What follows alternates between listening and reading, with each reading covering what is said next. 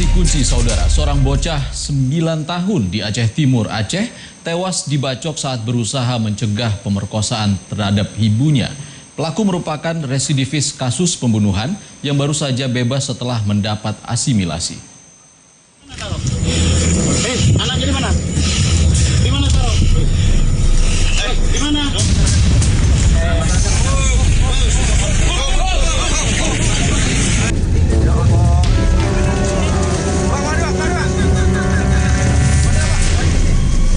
Rumah inilah yang menjadi saksi bisu aksi keji pelaku pemerkosaan dan pembacokan. Berada di tengah kebun wilayah Aceh Timur, Aceh, pria 46 tahun tega menghabisi nyawa seorang bocah dan memperkosa ibunya. Peristiwa ini terjadi di Kecamatan Birembayem, Jumat malam 9 Oktober lalu. Saat kejadian, korban beserta anaknya sedang berada di rumah, sementara sang suami pergi. Tak pernah mengira seorang pria tiba-tiba menyelinap ke rumah dan berusaha memperkosa sang ibu. Aksi ini pun dipergoki anak korban dan berusaha mencegahnya. Naas, bocah 9 tahun ini malah dibacok oleh pelaku hingga tewas. Ke TKP. Biasanya TKP ada beberapa temukan barang bukti itu berupa darah berceceran. Tidak jauh dari TKP ditemukan juga ada darah di rumah juga pelaku. Sebelumnya korban sempat berteriak meminta tolong, namun karena rumahnya jauh dari permukiman penduduk, teriakan itu tak terdengar oleh warga. Kasus ini baru terungkap usai warga berkunjung ke rumah korban. Di sini warga menemukan bercak darah dan kondisi korban yang mengenaskan. Sang ibu selanjutnya dibawa ke rumah sakit, sementara sang bocah dan pelaku dalam pencarian. Pembunuhan yang dilakukan oleh seorang laki-laki, ya. Cuma pengakuan pembunuhan itu anak tersebut dibuang di sungai. Ibunya sekarang lagi di rumah sakit. Usai membunuh sang bocah, pelaku tetap nekat memperkosa sang ibu. Puas dengan kejahatannya, pelaku melarikan diri ke dalam kebun sawit dengan bawa jenazah sang bocah untuk dibuang ke sungai. Kemudian melakukan penyisiran gabungan dengan TNI Polri, Polsek, Brimob, dan masyarakat di hari pertama tersebut di sungai, kemudian di kebun sawit masih belum didapat pelaku maupun korban pembunuhan. Pencarian terhadap korban dan pengejaran pelaku berlangsung selama 2 hari. Pelaku bersembunyi di kebun sawit. Penangkapan terhadap pelaku ini berlangsung dramatis. Bahkan perlawanan dilakukan dengan sebuah parang. Alhamdulillah sekitar pukul 9 hari Minggu tanggal 11 Oktober 2020 Kapolsek bersama jajaran Polres Lamsa berhasil menangkap pelaku di kebun sawit tidak jauh dari TKP, ya, kurang lebih 1 kilometer, atas nama Samsul Bahri.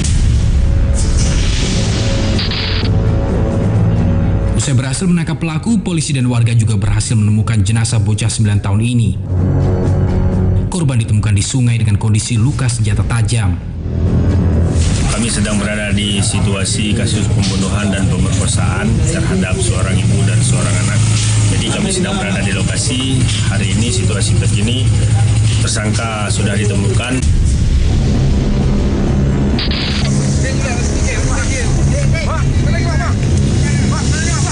Indikasi yang terkait dari polisi, TNI, SAR, BPBD Aceh Timur, dan masyarakat. Hasil pemeriksaan sementara, tersangka Samsul Bahri merupakan seorang residivis kasus pembunuhan yang baru saja bebas usai mendapatkan program asimilasi. Pria 64 tahun ini terpaksa ditembak kakinya karena melawan menggunakan senjata tajam. Kini pelaku masih menjalani pemeriksaan di Polres Aceh Timur. Persoalan yang menurut saya lebih pelik yang tidak sepatutnya luput dari perhatian publik, yaitu terkait dengan apakah terhadap si pelaku ini sebelum dia dikenakan dispensasi hukum sebelum dia dikenakan asimilasi, apakah kepada yang bersangkutan sudah dikenakan apa yang disebut sebagai need and risk assessment. Need and risk assessment atau penakaran kebutuhan dan resiko adalah sebuah metode yang harus dikenakan kepada setiap narapidana sebelum mereka mendapatkan katakanlah pembebasan dini, pembebasan lebih cepat. Need and risk assessment diselenggarakan untuk menakar seberapa jauh narapidana yang satu ini punya potensi untuk mengulangi perbuatan jahatnya, untuk melakukan tindakan residivisme. Khusus bagi narapidana yang punya riwayat melakukan kejahatan yang disertai dengan kekerasan, apa saja yang harus diassess? Apa saja yang harus ditakar? Pertama, silakan dicek riwayat penyalahgunaan narkoba dan adanya kemungkinan gangguan mental pada yang bersangkutan. Yang kedua, silakan diperiksa fantasi-fantasi kekerasan selama yang bersangkutan menjalani masa hukuman misalnya. Yang ketiga, silakan dicek pengekspresian amarah yang dia punya. Setiap orang yang manusia marah, tapi silakan diperiksa apakah pola pengekspresian amarah narapidana ini wajar atau tidak. Yang keempat, mari sama-sama kita cek seberapa jauh kemungkinan narapidana ini menjadi orang yang mandiri. Dan yang kelima yang juga harus ditakar lewat need and risk assessment adalah seberapa jauh keterampilan hidup yang dia miliki untuk dia kembangkan untuk menjalani kehidupan yang lebih baik setelah mengakhiri masa hukuman. 5 hal ini yang sekali lagi harus ditakar setelah sebelumnya dikenakan dalam program pembinaan terhadap narapidana sebelum bersangkutan diputuskan untuk bisa bebas lebih dini daripada yang seharusnya. Dalam peristiwa sadis ini, sejumlah barang bukti turut diamankan polisi. Pelaku terpaksa harus kembali ke jeruji besi. Untuk sang ibu, masih dirawat di rumah sakit. Davi Abdullah, Kompas TV Aceh Timur, Aceh.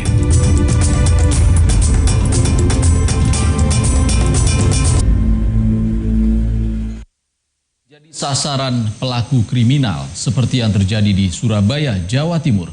5 kotak amal di sebuah masjid dijebol hanya dalam semalam. Selengkapnya usai jeda di Saksi Kunci.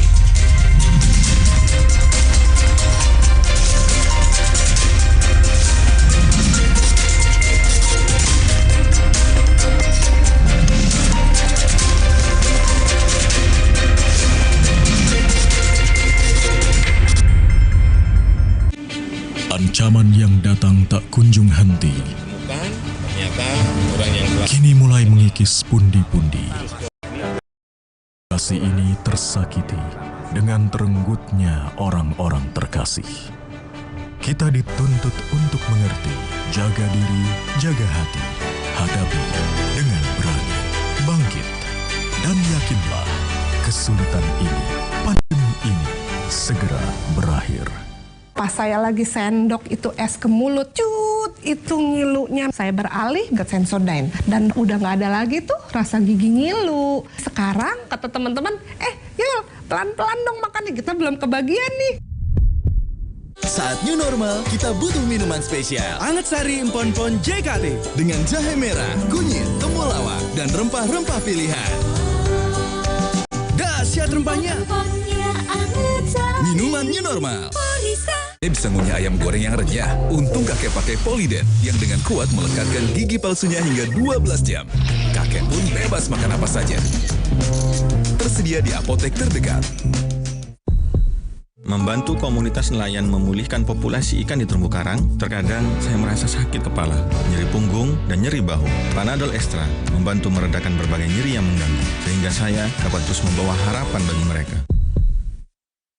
Pas saya lagi sendok itu es ke mulut, cut, itu ngilunya. Saya beralih ke Sensodyne dan udah nggak ada lagi tuh rasa gigi ngilu. Sekarang kata teman-teman, Yul, pelan-pelan dong makannya, kita belum kebagian nih.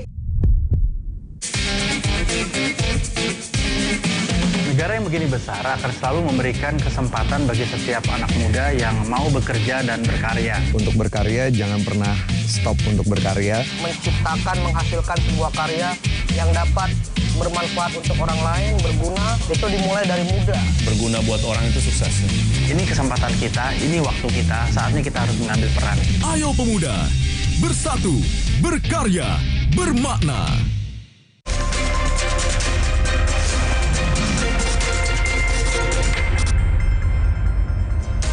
Anda kembali di Saksi Kunci, Saudara. Aksi pencurian kotak amal terjadi di Masjid Baitur Rahim, Jalan Gunung Anyar, Surabaya, Jawa Timur.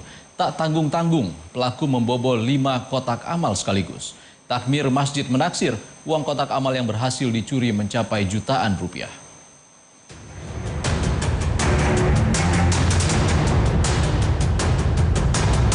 Lagi-lagi terjadi, kotak amal milik masjid dibobol pencuri. Lihatlah aksi pria ini di Masjid Baitur Rahim, Jalan Gunung Anyar Tengah, Surabaya, Jawa Timur. Dengan leluasa, ia membegal kotak amal. Peristiwa ini terjadi pada 23 September lalu. Waktu saat itu menunjukkan pukul 2 dini hari. Tanpa ragu, pria dengan jaket corak loreng dan mengenakan masker hitam ini membongkar kotak amal di depan tangga masjid. Kejadiannya di luar CCTV, pencurinya lewat samping itu. Itu samping Pak ya? Samping, langsung buka di sebelah wudhu dulu, nanti pura-pura wudhu, habis wudhu nyongkel yang kotak-kotak kecil-kecil di situ. Langsung menuju yang depan, terakhir itu, tapi yang situ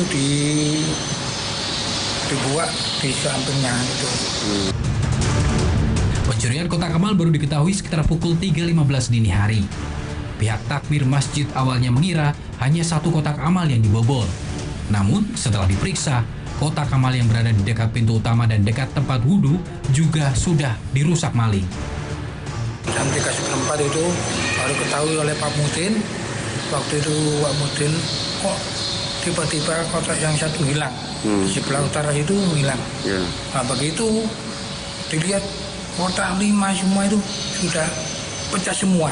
Pak ya? Nah, jadinya kamu dengan semua pengurus dan semua keamanan saya itu. Pihak takmir masjid menaksir ada jutaan rupiah uang infak yang berhasil dibawa lari pelaku. Ya, jadi untuk pembobolan 5 kotak amal itu memang terekam untuk CCTV. Akan tetapi di sini kami tetap melakukan upaya untuk melakukan penyelidikan. Nanti mudah-mudahan segera atau cepatnya untuk menangkap pelaku untuk pembobolan kotak amal ini. Ketahui berapa orang kan dari CCTV itu? Dari CCTV hanya 1 itu. 1 pelaku saja. Untuk leluasa sekali karena luasnya masjid juga dan juga tidak ada penjaga. Polsek Rungkut, Surabaya hingga kini masih melakukan penyelidikan untuk mengungkap kasus pembobolan kotak amal. Rekaman CCTV diharapkan memudahkan polisi dalam mengidentifikasi dan menangkap pelaku. Mahendra Triginanjar, Kompas TV Surabaya, Jawa Timur.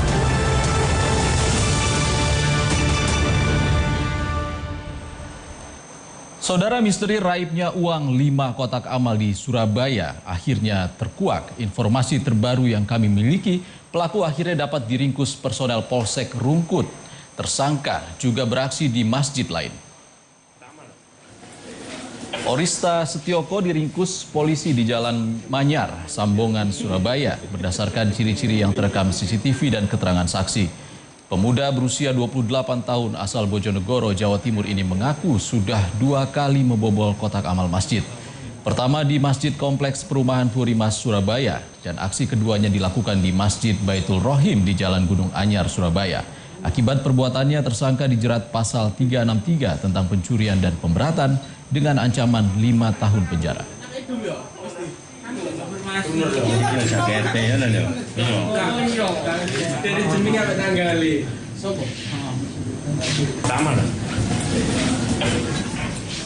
Informasi dari Surabaya tadi sekaligus jadi penutup saksi kunci edisi hari ini, saudara. Tetap waspada dan tetap patuhi protokol kesehatan saat Anda beraktivitas. Saya Ihsan Sitorus, terima kasih. Sampai jumpa.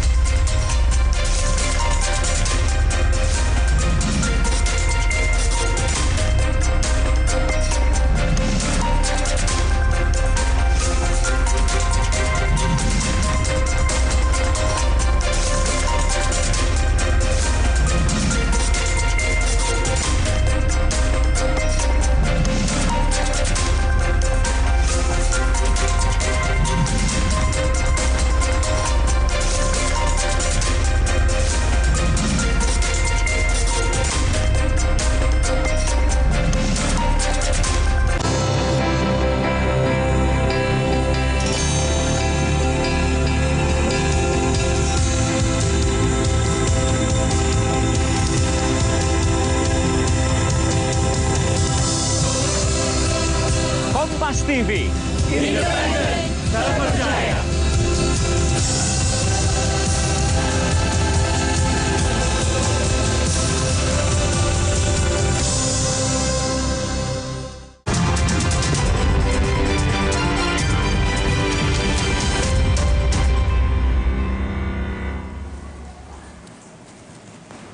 Anda menyaksikan Kompas Update pukul 15 waktu Indonesia Barat, Saudara. Saya Mercy Tirayo.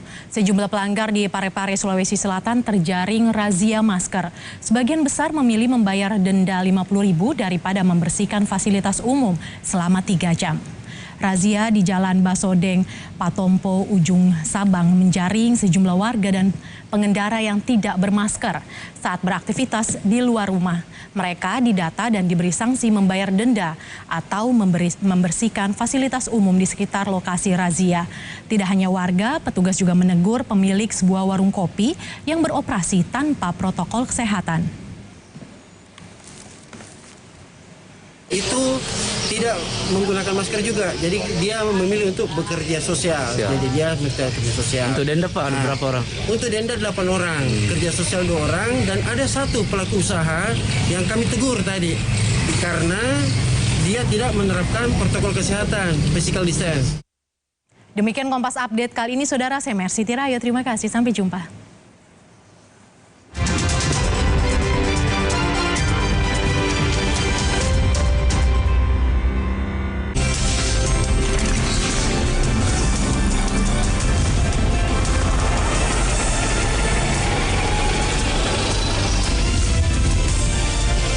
Kompas TV, independen, terpercaya.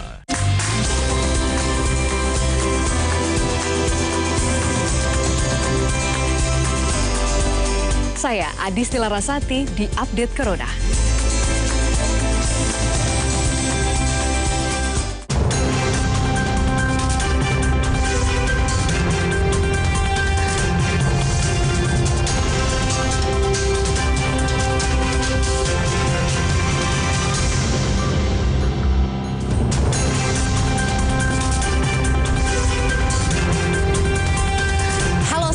Saudara, jangan pernah lupa untuk selalu menggunakan masker dan menjaga jarak dimanapun Anda berada. Selama 1 jam ke depan, program Update Corona akan hadir dengan informasi seputar perkembangan kasus Corona di tanah air. Bersama saya Mercy Tirayo, inilah 3 sorotan utama kami di Update Corona hari ini. Penularan corona dari klaster keluarga terus terjadi di ibu kota.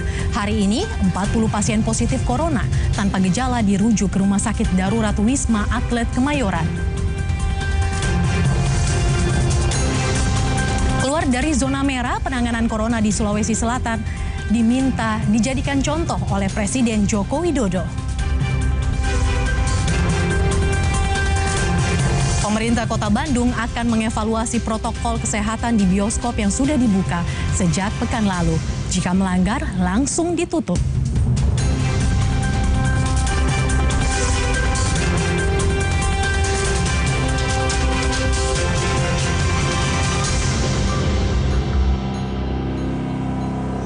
Saudara, Satgas Penanganan COVID-19 menutup sementara kantor DPRD Provinsi Sulawesi Utara. Penutupan ini dilakukan setelah ditemukan tambahan 5 kasus positif COVID-19 berdasarkan hasil tes usap terhadap pegawai di lingkup Sekretariat DPRD Sulawesi Utara. Kantor DPRD Sulawesi Utara ditutup selama sepekan terhitung mulai Selasa kemarin. Kelima kasus positif ini terdiri dari 5 orang aparatur sipil negara dan tenaga harian lepas di Sekretariat DPRD Sulut dan 1 lainnya yakni keluarga dari kontak erat kasus sebelumnya. Untuk memutus rantai penyebaran COVID-19, maka diputuskan aktivitas kerja di Sekretariat DPRD Sulut dilakukan dengan menerapkan sistem work from home. Selama penutupan, tim Satgas Penanganan COVID-19 juga akan kembali melakukan tes usap lanjutan dari hasil tracing terhadap tambahan 5 kasus baru di lingkup DPRD Sulut. Untuk tugas-tugas rutin di sini tetap ditangani oleh semua kabak terkait, kabak umum, persidangan, dan keuangan. Sementara hal-hal yang sifatnya strategis ditarik ke Pak Sekprop Dan karena koordinasi Sekwan itu ada di bawah Asisten 3, maka saya yang ditugaskan Pak Sekprop untuk mengkoordinasikan ke tingkat Sekwan sini. Saudara, sebanyak 57 santri asal pondok pesantren yang menjalani karantina COVID-19 di rumah susun sewa Universitas Negeri Siliwangi, Kota Tasikmalaya dipulangkan setelah kondisinya dinyatakan sembuh dari hasil tes usap kedua. Tim Satuan Tugas Penanganan COVID-19 Kota Tasikmalaya memulangkan 57 santri karena sudah dinyatakan sembuh dari hasil tes usap kedua. Mereka dijemput pihak pesantren, ada juga yang dijemput keluarganya untuk langsung dibawa pulang ke rumahnya masing-masing. Kini tinggal tersisa 20 orang santri yang masih menjalani isolasi di gedung Rusunwa. Dari 57 hari ini semuanya adalah dari pesantren Asuna, alhamdulillah hasil keduanya swabnya semuanya negatif. Jadi sudah tidak ada sisa virus sedikit pun di tubuhnya. Gitu. Dan ini juga Pak Ustadz dan Pak Kapolsek hadir di sini untuk memperlihatkan bahwa kita melakukan koordinasi. Saudara, Puskesmas Kecamatan Setiabudi, Jakarta Selatan kembali merujuk 40 pasien yang terkonfirmasi positif COVID-19 ke Rumah Sakit Darurat Wisma Atlet Kemayoran, Jakarta Pusat. Para pasien merupakan orang tanpa gejala yang berasal dari klaster keluarga setelah melakukan tes usap Senin kemarin. 40 pasien positif COVID-19 dibawa menggunakan bus ke Rumah Sakit Darurat Wisma Atlet Kemayoran pada Rabu pagi. Mayoritas para pasien merupakan orang tanpa gejala dan terkonfirmasi positif COVID-19 berdasarkan hasil tes usap yang keluar pada hari Senin kemarin. Ke-40 pasien positif COVID-19 ini berasal dari klaster keluarga berdasarkan hasil tracing dari klaster perkantoran. Hingga kini, saudara, Puskesmas Setiabudi sendiri telah merujuk 350 pasien positif COVID ke Rumah Sakit Darurat Wisma Atlet Kemayoran, Jakarta Pusat. Pasien OTG yang dirujuk ke Wisma Atlet, di pemberangkatan pertama ini ada 20 orang menggunakan di sekolah, kemudian nanti siang juga 20 orang lagi. Untuk sekarang yang paling banyak klaster keluarga. Kelurahan yang paling tinggi di Kelurahan Menteng Atas dan Pasar Manggis. Sebagian besar sudah sembuh, jadi memang kasus aktifnya sudah mulai berangsur turun di Kecamatan Setiabudi. Saudara, puluhan remaja pelajar dan bukan pelajar ditangkap saat hendak berangkat mengikuti aksi di Jakarta. Mereka pun dibawa ke Polsek Sukmajaya dan menjalani tes cepat. Hasilnya 1 orang reaktif. Petugas menangkap puluhan pelajar dengan tujuan mengikuti aksi tolak Omnibus Law di Jakarta. Setelah didata oleh petugas, puluhan pelajar ini mengikuti tes cepat dan hasilnya 1 orang reaktif dan akan dilakukan isolasi. Petugas akan melakukan tracing kepada pelajar lainnya yang kontak erat agar melakukan isolasi mandiri. 37 orang tersebut diamankan setelah kita laksanakan rapid test. Ternyata benar 1 orang ini terindikasi positif atau reaktif. Nah, ini sangat berbahaya karena 1 orang ini bisa menularkan ke ratusan orang yang lain. Maka kita melaksanakan prosedur COVID, protokol kesehatan, kita bawa petugas, kita ajak tenaga medis untuk melakukan pemeriksaan dan nanti akan kita laksanakan prosedur isolasi. Saudara, Jakarta menjadi salah satu provinsi dengan kasus positif COVID-19 tertinggi secara nasional. Salah satunya disebabkan dari kasus corona di klaster pengunjuk rasa yang terus bertambah. Tingginya angka kasus COVID-19 setiap harinya membuat Indonesia menempati posisi keempat negara di Asia dengan kasus COVID-19 tertinggi. Kasus corona dari klaster pengunjuk rasa di Jakarta masih terus bertambah. Hasil cepat terhadap 41 remaja yang ditangkap personel Polsek Pulau Gadung, Jakarta Timur, 1 diantaranya reaktif dan langsung dibawa ke Wisma Atlet. Padahal hingga 10 Oktober lalu, sudah ada 30 pengunjuk rasa yang terkonfirmasi positif COVID-19. Betul sekali, tadi siang kita amankan, siang sampai sore 28 pelajar. Kita langsung tes rapid dari kecamatan dari Dokes Polres Jakarta Timur. Ternyata dihasilkan dari 28 itu 1 orang reaktif. Kemudian yang hasil reaktif itu kita langsung arahkan ke Wisma Atlet. Jakarta memang menjadi salah satu provinsi yang kasus positif COVID-19 tertinggi secara nasional. Pada Selasa kemarin, Dari data corona.jakarta.go.id menyebut penambahan jumlah kasus COVID-19 mencapai 1.054 orang. Sehingga akumulasi kasus positif corona di Jakarta mencapai 89.228 orang. Jumlah kasus sembuh COVID-19 sebanyak 1.100 orang sehingga akumulasi kasus sembuh menjadi 73.733 orang. Sementara, jumlah kasus kematian COVID-19 tercatat ada 22 orang. Sehingga total kasus meninggal mencapai 1.944 orang. Masih tingginya kasus COVID-19 di tanah air membuat Indonesia masuk ke urutan 4 daftar kasus baru corona tertinggi setiap harinya. Posisi pertama yang mencatat jumlah angka kasus COVID-19 tertinggi setiap harinya yaitu India, dengan penambahan 63.517 kasus. Kedua Iran dengan 4.108 kasus. Ketiga Irak dengan 3.921 kasus. Dan keempat Indonesia sebanyak 3.906 kasus. Sayangnya data dari BNPB menyebut masih ada masyarakat yang tidak percaya corona. Sebuah keniscayaan bahwa kita harus lebih maksimal untuk melakukan program sosialisasi. Mengingat masih ada 17% warga negara Indonesia yang merasa tidak mungkin dan sangat tidak mungkin terpapar COVID. Ini sebuah tantangan yang sangat berat buat kita untuk menyampaikan pesan kepada kita semua, pada masyarakat, bahwa ancaman COVID ada di sekitar kita. Dan lazimnya mereka yang menulari adalah rata-rata OTG, orang yang sudah positif COVID tapi tanpa gejala. Kalau yang sakit, kita sudah pasti menghindari. Orang batuk, orang pilek, bersin, kita pasti waspada, kita hindari. Selalu menerapkan protokol kesehatan menjadi salah satu cara bersama untuk melawan corona, terutama di luar rumah. Jangan sampai aksi unjuk rasa jadi klaster baru kasus corona di tanah air. Tim Liputan, Kompas TV. Pemerintah Kota Surabaya mengklaim saat ini terdapat 33 kelurahan di Surabaya yang tidak memiliki kasus positif COVID-19. Keberhasilan tersebut diklaim lantaran warga yang disiplin protokol kesehatan. Masif oleh pemerintah Kota Surabaya menghasilkan sebanyak 33 kelurahan di Kota Surabaya menunjukkan 0 kasus COVID-19.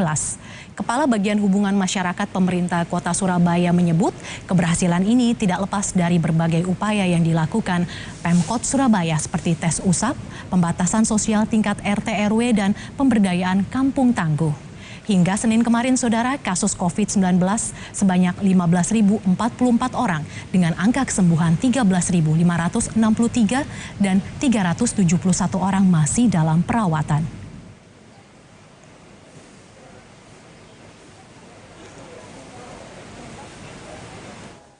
Alhamdulillah ya, ini berdasarkan data yang kami himpun dari tanggal 11 Oktober kemarin. Itu ada sejumlah 33 kelurahan di Kota Surabaya yang 0 COVID. Jadi dulunya ada kasus COVID di kelurahan-kelurahan tersebut, namun sekarang alhamdulillah sudah posisi 0. Berhasil keluar dari zona merah penanganan kasus COVID-19 di Sulawesi Selatan mendapat apresiasi dari Presiden Joko Widodo. Informasi selengkapnya akan hadir selepas jeda. Update Corona segera kembali.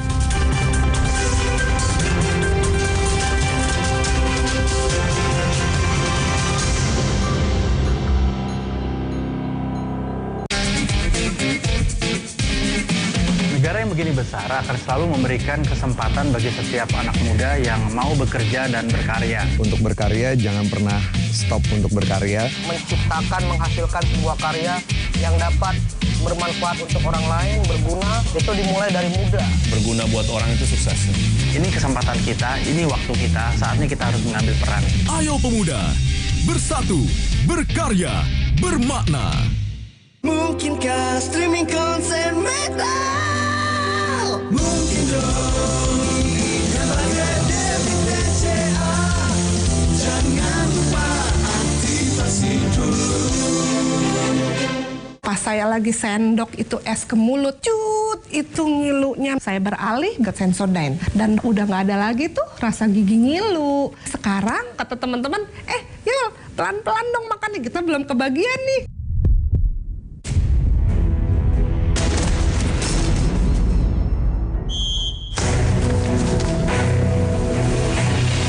Tunjukkan kekuatan dari dalam. Bergabung dengan Biskuat Academy bersama kami, Bintang Garuda. Baru kopi hitam Gilus Mix. Wow, bubuknya super halus. Amparnya cepet turun. Ada aroma gula aren, vanila, dan pandan. Kreatif. Dan gak bikin gembung. Kopi Gilus Mix, kopi hitam anak muda. Nih lagi. Kerjaan numpuk bikin bad mood. Kopi yuk. Pahit. Beda. Ini kopi creamy latte. Kopinya lembut banget. Kopi creamy latte. Kopinya lembut, bikin good mood. Ceria di rumah aja. Ini total TKP yang ada di kita itu ada 6 di wilayah Ciputat dan Pondok Aren. Di situ kita kembangin dan didapatlah beberapa barang bukti sepeda tersebut. Sepeda sekarang punya nilai ekonomi yang tinggi oleh orang-orang tertentu. Ini dianggap sebagai peluang. Target Rabu 14 Oktober pukul 10 malam di Kompas TV.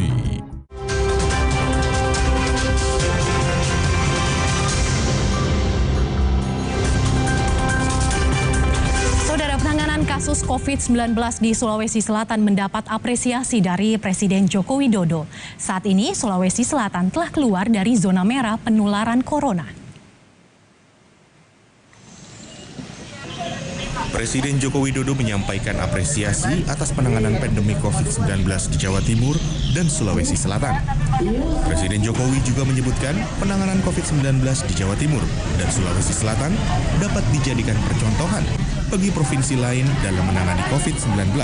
Saya mencatat dari angka-angka yang ada, Provinsi Jawa Timur, Provinsi Sulawesi Selatan menunjukkan perbaikan dalam pengendalian pandemi COVID. Saya kira ini bisa dijadikan contoh provinsi-provinsi yang lain.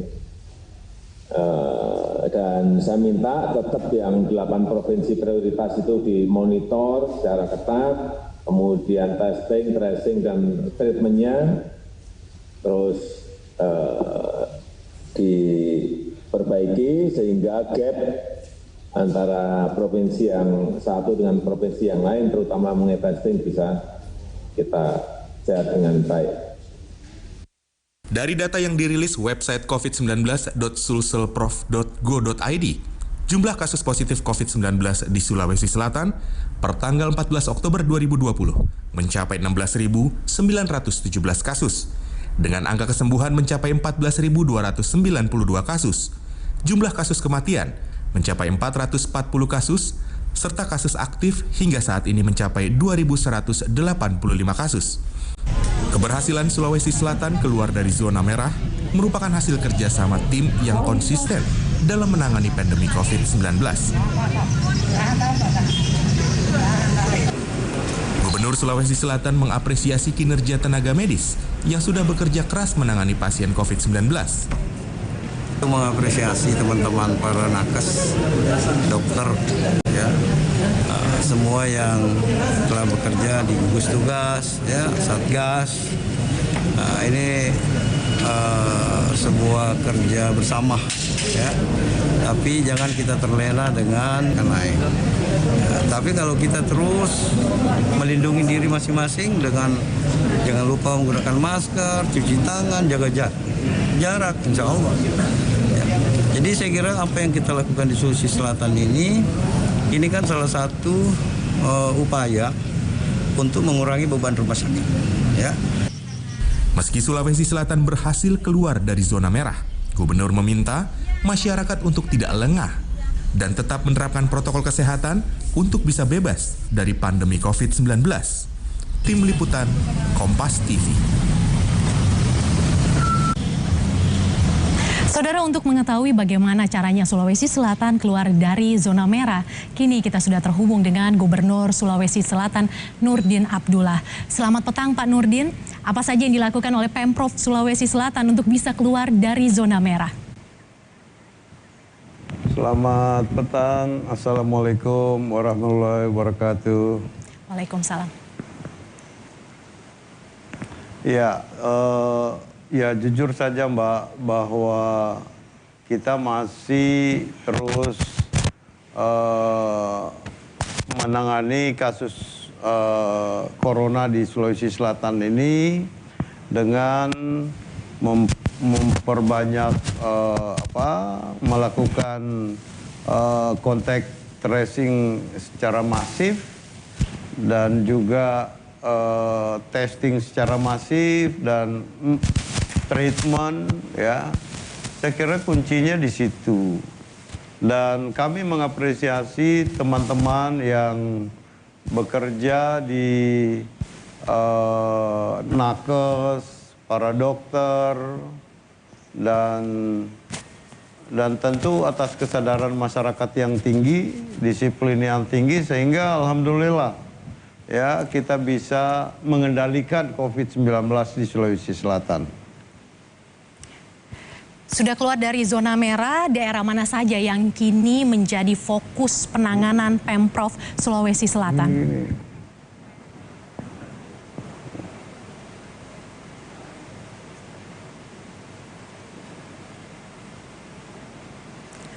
Pak Nurdin, bisa mendengar suara saya?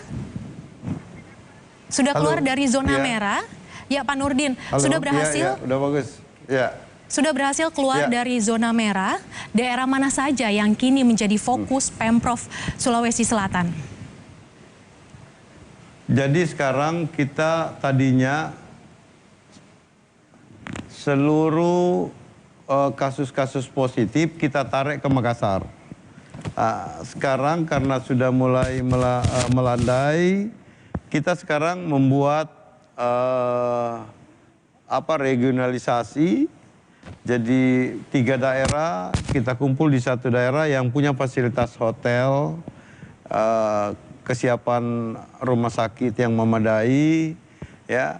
Jadi ya kita sudah mulai bagaimana membagi tugas dengan teman-teman di daerah. Kalau dari awal kita ambil semua kasus-kasus ke Makassar untuk kita rawat, ya. Tapi kebijakan terakhir ini karena sudah mulai melandai, kita antisipasi daerah-daerah untuk menangani kasus-kasus baru. Nah, kita lihat memang seperti di Luhut Timur, ya, itu masih terjadi penularan di sana, juga Pare-Pare, ya. Tapi insya Allah ini semua akan kita kendalikan dengan melakukan kontak tracing secara masif, testing secara masif, ya. Ini terus kita dorong supaya lebih masif lagi, ya, karena semakin banyak kita temukan, semakin memutus rantai penularan. Pak Nurdin, menurut Pak Nurdin, apa yang sebenarnya menjadi kunci untuk menjadi bagian dari penanggulangan COVID di Sulawesi Selatan? Ya, kuncinya adalah kita kembalikan kepada masyarakat, Mbak. Karena yang namanya pandemi ini, itu bagaimana masyarakat dengan protokol kesehatan secara ketat, ya, menggunakan masker, cuci tangan, menghindari kerumunan, ya. Ini yang paling penting. Kalau peran pemerintah itu adalah menyiapkan rumah sakit, ruang isolasi, ya, bagi komorbid, dan nyiapin hotel bagi OTG. Ini yang kita sudah lakukan. Ya alhamdulillah, puncak pandemi kita bisa atasi dengan baik, ya. Ternyata memang dari kasus-kasus corona 70% itu adalah OTG. Jadi tidak perlu harus ke rumah sakit. Semuanya kita rawat di hotel. Nah, hotel ini kita sudah bisa buktikan bahwa tingkat kesembuhan bisa lebih tinggi kan dibanding di rumah sakit. Apa saja Pak yang dilakukan oleh Pemprov Sulawesi Selatan untuk membuat masyarakat tertib protokol kesehatan? Ya, semua elemen kita gunakan. Jadi yang pertama adalah seluruh pasien-pasien COVID yang OTG itu kan masuk di dalam program wisata COVID. Jadi namanya wisata duta COVID. Jadi semua yang sudah sembuh itu kembali ke tengah-tengah masyarakat, membantu pemerintah melakukan edukasi di tengah-tengah masyarakat dan memberikan testimoni ke mereka. Yang kedua, pemerintah bersama dengan seluruh termasuk Forkopimda, ya, teman-teman pengusaha, PKK, tokoh-tokoh agama, bahkan kita rekrut 1.000 ulama, 1.000 mubalik untuk menjadi penyuluh kita di lapangan. Supaya ini masyarakat betul-betul menyadari bahwa COVID ini adalah virus, ya tentunya caranya melindungi diri masing-masing, ya, dengan menggunakan masker. Masker saja sudah bisa kita memprotek diri 70%, ya. Nah, jadi saya kira kunci pandemi ini adalah bagaimana melindungi diri dan menjaga imun, ya, dengan pemberian gizi yang baik, ya, istirahat yang cukup, tidak stres, ya, hindari kecemasan yang berlebihan. Saya kira kunci itu. Kalau imunitas kita kuat, insya Allah ini yang menjadi benteng pertahanan tubuh kita sambil menunggu vaksin. Langkah sudah dilakukan, lalu apa yang menjadi kendala, Pak, yang membuat masyarakat masih abai atau tidak tertib menerapkan protokol kesehatan? Ya, memang karena ini adalah sebuah kasus baru dan budaya baru di masyarakat. Ya tentu bagi yang belum kena mungkin masih menganggap enteng. Makanya edukasi, ya, dan sosialisasi ini sangat penting sekali. Dan itu seluruh elemen masyarakat kita gunakan. Ya termasuk tadi, ya PKK, ya tokoh-tokoh masyarakat, ya, struktur pemerintahan sampai ke tingkat RT RW. Ini kita lakukan. Dan kita kemarin juga itu melakukan pembekalan kepada 1.000 mubalik, ya, supaya bisa memberikan edukasi kepada masyarakat untuk melakukan protokol kesehatan secara ketat. Abdullah, Gubernur Sulawesi Selatan, atas waktunya untuk Kompas TV. Saudara, yang juga jadi sorotan, pemerintah Kota Bandung akan mengevaluasi protokol kesehatan di bioskop yang sudah dibuka sejak pekan lalu. Jika melanggar, langsung ditutup. Informasi selengkapnya akan hadir selepas jeda.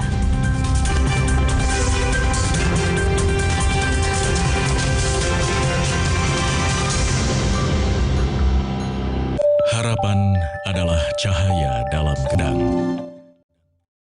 Kekuatan persatuan untuk hadapi tantangan. Dan Anda adalah harapan kita semua. Mungkinkah ku bayar tanpa sentuhan? Mungkin dong. Hanya HP yang kau sentuh. Bayar belanja tinggal scan QR aja. Kakek pingin tahu apa gigi palsunya bisa ngunyah ayam goreng yang renyah. Untung kakek pakai Poliden yang dengan kuat melekatkan gigi palsunya hingga 12 jam. Kakek pun bebas makan apa saja. Tersedia di apotek terdekat. Nih lagi. Hah? Kerjaan numpuk bikin bad mood. Ngopi yuk. Pahit. Beda. Ini kopi creamy latte. Kopinya lembut banget. Kopi Creamy Latte. Kopinya lembut, bikin good mood. Baru kopi hitam Gilus Mix. Wow, bubuknya super halus. Amparnya cepet turun. Ada aroma gula aren, vanila, dan pandan. Kreatif. Dan gak bikin gembung. Kopi Gilus Mix, kopi hitam anak muda. Ceria di rumah aja dengan nikmatnya coklat berkualitas yang membalut biskuit stik renyah, lezat sempurna, gak berantakan. Udah nggak ada lagi tuh rasa gigi ngilu. Sekarang kata teman-teman, yuk pelan-pelan dong makannya, kita belum kebagian nih.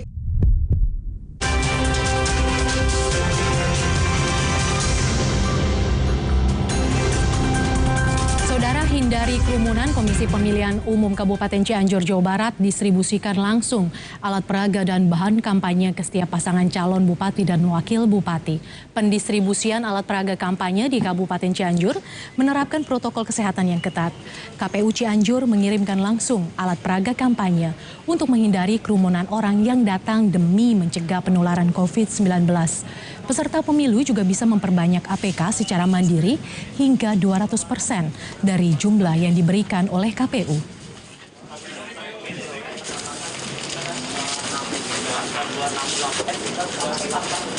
Kenapa kita tidak dipusatkan di kantor? Karena khawatir terjadi kerumunan.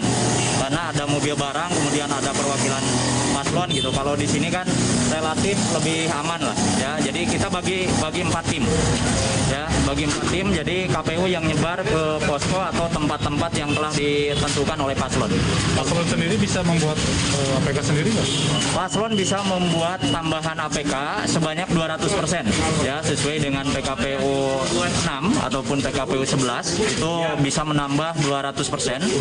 Kalau baliho misalkan kita kasih 5, mereka bisa nambah 10. Saudara, di tengah pandemi COVID-19, ratusan warga mendatangi kampanye pasangan calon bupati di Kabupaten Bolaang Mongondo Timur, Sulawesi Utara. Warga yang hadir tampak mengabaikan jaga jarak dan protokol kesehatan COVID-19. Itu baru pengantar. Salah satu pasangan calon bupati dan wakil bupati Bolaang Mongondo Timur menggelar kampanye dialog di salah satu rumah warga di Desa Buyat, Kabupaten Bolaang Mongondo Timur. Sayangnya, warga yang menghadiri acara ini mengabaikan protokol kesehatan, seperti berkerumun, tidak menggunakan masker, dan tidak menjaga jarak. Paslon Bupati mengaku sebelum memulai kampanye, pasangan calon dan tim sukses telah menghimbau warga untuk menerapkan protokol kesehatan selama mengikuti kampanye. Saya dan calon wakil bupati telah melakukan berbagai macam dengan pembagian masker. Kita mengatur jarak tempat duduk yang kurang lebih ada berjumlah 50 orang dan bahkan kita membagikan face shield. Ini kembali lagi, ini permintaan masyarakat dan keinginan masyarakat untuk bertemu calon pemimpinnya. Angka kasus COVID-19 masih tinggi di Indonesia. Perlu inovasi dan kreativitas untuk mengubah kampanye agar tak ada klaster pilkada. Rahman Rahim, Kompas TV, Bolaang Mongondo Timur, Sulawesi Utara. Panitia Pengawas Pemilu Kecamatan Bale Endah, Bandung menemukan sejumlah pelanggaran saat warga yang datang lebih dari 50 orang dan berkerumun tanpa menjaga jarak. Banyak pula warga yang membawa anak-anak dan tak menggunakan masker dengan benar. Berkampanye di masa pandemi, jumlah orang menjadi satu hal penting yang diperhatikan. Jumlah peserta tidak boleh melebihi 50 orang. Salah satunya ketika berkumpul tidak boleh lebih dari 50 orang yang menyebabkan kerumunan massa. Adapun barusan itu kayaknya 50-an ya. Setiap warga ya. Ya, dan mungkin karena ini kita bertempat di tempat ibadah ya. Mereka sangat antusias ingin mempunyai rumah tahfiz. Kita melaksanakan teguran tertulis berkait PKPU nomor 13 2020. Pesertanya harus tidak melebihi 50 orang. Kalau tadi dilihat? Kita mah juga tidak ada surat tanda terima pemberitahuan dari kepolisian. Jadi intinya hal itu merupakan prasyarat mutlak untuk melaksanakan kegiatan kampanye. Mungkin itu kan. Masih dari Jawa Barat, saudara, sejumlah bioskop di Kota Bandung, Jawa Barat sudah mulai kembali beroperasi. Operasional ini akan dievaluasi untuk memastikan risiko penyebaran COVID-19. Sejak Jumat 5 Oktober 2020, sejumlah bioskop di Kota Bandung, Jawa Barat kembali beroperasi. Proses pembukaan bioskop harus melalui prosedur yang cukup panjang. Pihak pengelola terlebih dahulu harus mengajukan surat kepada wali kota untuk kemudian dilakukan peninjauan ke lokasi oleh petugas COVID-19. Selanjutnya, Satgas akan melakukan simulasi untuk memastikan protokol kesehatan bisa berjalan dengan baik saat bioskop dibuka. Bioskop di Jawa Barat bisa saja ditutup kembali. Saya kira itu memang berisiko ya, segera pasti ya. Karena kemarin dalam evaluasi kita per 2 mingguan, per 2 pekan itu juga banyak masuk dari komunitas ya, pengusaha hiburan terutama dari perfilman ini ya, bioskop ini. Maka oleh kita sekarang dicoba kemarin mereka ada relaksasi buat mereka, tapi dengan catatan sangat ketat, betul sangat riskan, ya kita mesti tutup lagi. Ya, tapi kalau tidak ya kita lihat bagaimana. Pemkot Bandung menegaskan akan langsung menutup bioskop bila tidak patuh akan protokol kesehatan. Pembukaan bioskop akan dievaluasi selama 14 hari dan akan ditutup kembali bila memang berisiko tinggi akan penyebaran COVID-19. Reza Pratama, Kompas TV Bandung, Jawa Barat. Demi tumbuh kembang anak, Posyandu di Desa Bukian, Gianyar, Bali tetap beroperasi walau di tengah pandemi. Untuk mencegah penyebaran corona, pelayanan Posyandu dioperasikan dengan menerapkan protokol kesehatan yang ketat. Bidan desa secara bergiliran memasuki banjar di desa-desa di wilayah Gianyar, Bali. Seperti di Desa Bukian, Payangan, Gianyar, Bali. Bidan desa yang menjadi petugas Posyandu terus memberikan pesan kesehatan dalam menerapkan protokol kesehatan. Mendata balita hingga membagikan makanan tambahan seperti telur dan roti menjadi tugas petugas Posyandu di Gianyar, Bali. Ini kan berjalan di antara pandemi sekarang. Ada hambatan nggak buat itu? Sementara nggak. Berjalan saja gitu. Berjalan. Nanti kalau yang ada ini nggak, umpama ada yang sakit gitu. Ada itu kan di karantina di dunia. Banyak nggak keluar itu namanya. Dari bulan Mei nggak memang. Tertunda memang. Setelah kita dapat surat bahwa kembali. Bidan desa jadi salah satu profesi yang terus bekerja di tengah pandemi, memberi bantuan hingga mengingatkan warga untuk terus menjalankan protokol kesehatan menjadi aktivitas tambahan para bidan. Nyoman Sudarmika, Kompas TV Gianyar. Sejumlah ibu rumah tangga dilatih memproduksi beragam hasil barang.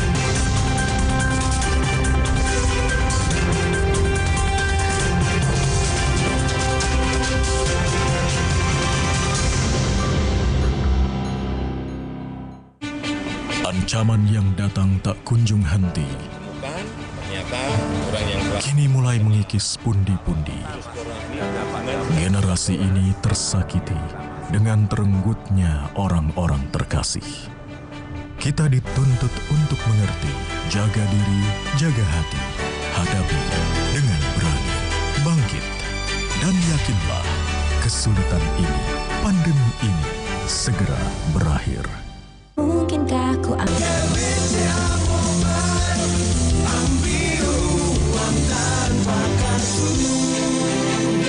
Pas saya lagi sendok itu es ke mulut, cut, itu ngilunya. Saya beralih ke Sensodyne dan udah nggak ada lagi tuh rasa gigi ngilu. Sekarang kata teman-teman, yuk pelan-pelan dong makannya, kita belum kebagian nih.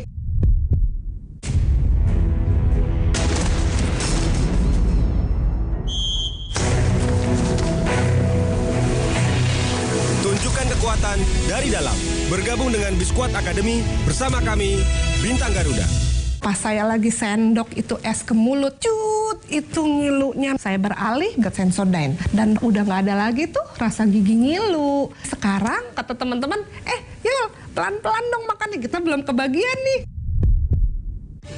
Ceria di rumah aja dengan nikmatnya coklat berkualitas yang membalut biskuit stik renyah, lezat sempurna, gak berantakan. Yuk ceria bareng Poki, baru Poki Colorful. Nih lagi. Kerjaan numpuk bikin bad mood. Kopi yuk. Pahit. Beda, ini kopi creamy latte. Kopinya lembut banget. Kopi creamy latte, kopinya lembut, bikin good mood. Baru kopi hitam Gilus Mix. Wow, bubuknya super hot dan gak bikin gembung. Kopi Gilus Mix, kopi hitam anak muda.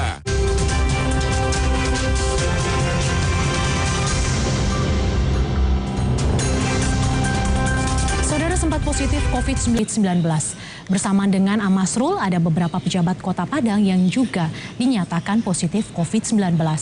Pejabat Kota Padang yang juga terkonfirmasi positif COVID-19 adalah Kepala Bapeda, Medi Iswandi, dan Kepala Dinas Olahraga, Mursalim. Merespons 3 pejabat kota yang positif. Seluruh pegawai yang kontak erat dengan ketiga pejabat tersebut juga akan menjalani cuci tangan dengan sabun dan menjaga jarak fisik. Sekda, terus Bapeda, dan Dinas Menpora.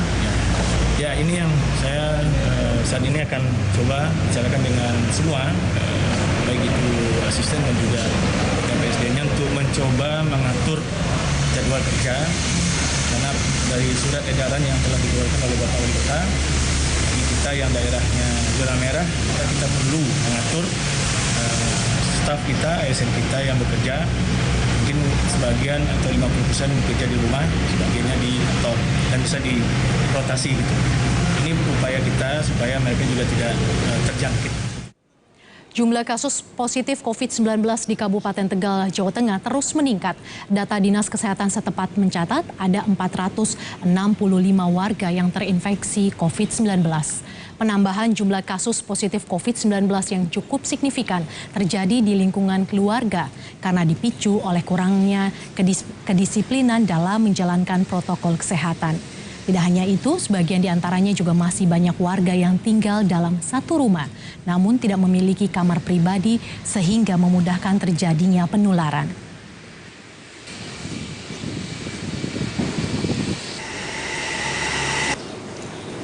Jadi dari keluarganya ada yang ayahnya, ada yang ibunya, ada yang anaknya, ya anaknya menularkan orang tuanya, yang bapaknya menular ke istrinya dan selanjutnya. Dari 21 itu ada berapa kasus, Pak? 57. Jadi dari 21 keluarga itu ada 57. Ditemukan 57 kasus. Kalau di rumah tidak memungkinkan, nah itu misalnya hanya satu di rumah itu hanya satu kamar, padahal ini keluarganya ada 6 atau 7. Nah, kami menyediakan juga namanya isolasi di rumah sakit yang tanpa gejala, dan di Surodadi, rumah sakit Surodadi juga kita siapkan ruangan-ruangan yang tanpa gejala. Itu kami menyiapkan sekitar 20 tempat tidur. Kemudian di Mitra Siaga juga ada untuk yang tanpa gejala, kita menyiapkan sekitar 25.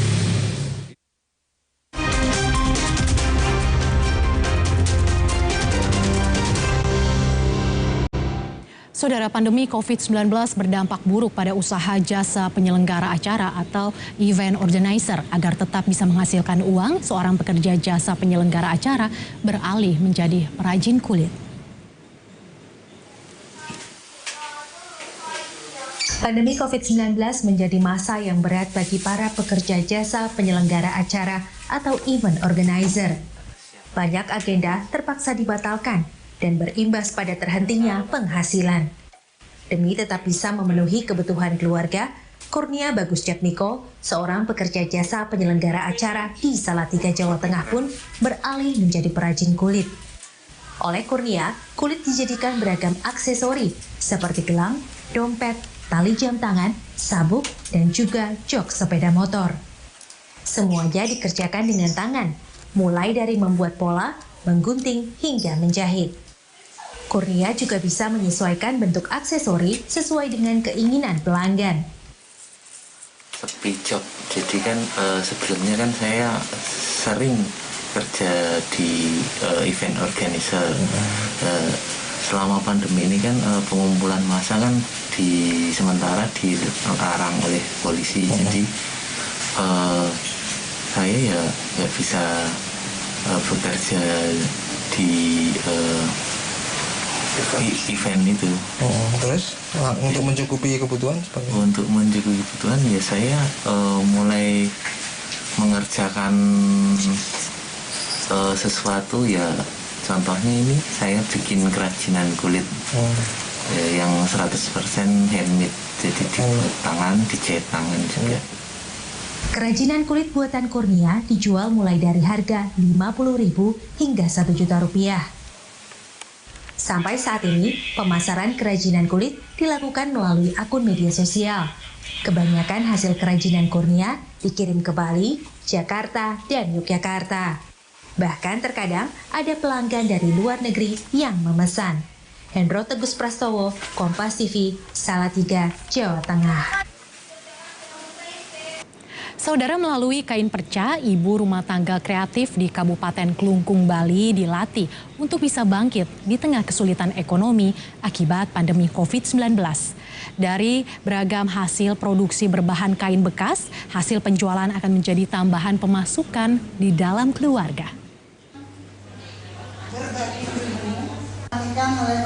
Tak ada istilah berpangku tangan di kamus anggota Gerakan Pemberdayaan Kesejahteraan Keluarga atau PKK di Kabupaten Klungkung, Bali. Mudah-mudahan bisa. Saya sih semangat untuk belajar. Mudah-mudahan bisa untuk sampai jual nanti mungkin. Bupati Klungkung Inyoman Suwirta berharap para ibu-ibu bisa tetap semangat berkarya untuk mendapat penghasilan tambahan. Dengan demikian akan timbul UKM dan wirausaha baru yang bisa menjadi penghasilan utama. Dalam situasi COVID-19 ini, untuk ibu-ibu di rumah tangga ini bisa menghasilkan sesuatu. Ya, yang dipakai itu usaha peningkatan pendapatan keluarga. Nah, kebetulan ini kan dananya disupport oleh PKK Provinsi Bali, Ibu Gubernur Bali, sehingga kita mempunyai anggaran yang cukup untuk melakukan pemberdayaan. Dan yang paling penting adalah harapan saya, jadi pelatihan ini harus bisa menghasilkan peserta yang nantinya bisa menjadi tidak hanya sekedar UP2K, tetapi menjadi UMKM baru.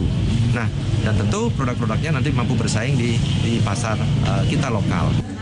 Untuk membangkitkan kembali perekonomian khususnya di wilayah Bali, pelatihan dan pemberdayaan kesejahteraan keluarga Provinsi Bali nantinya akan terus dilaksanakan dengan menciptakan berbagai produk lainnya.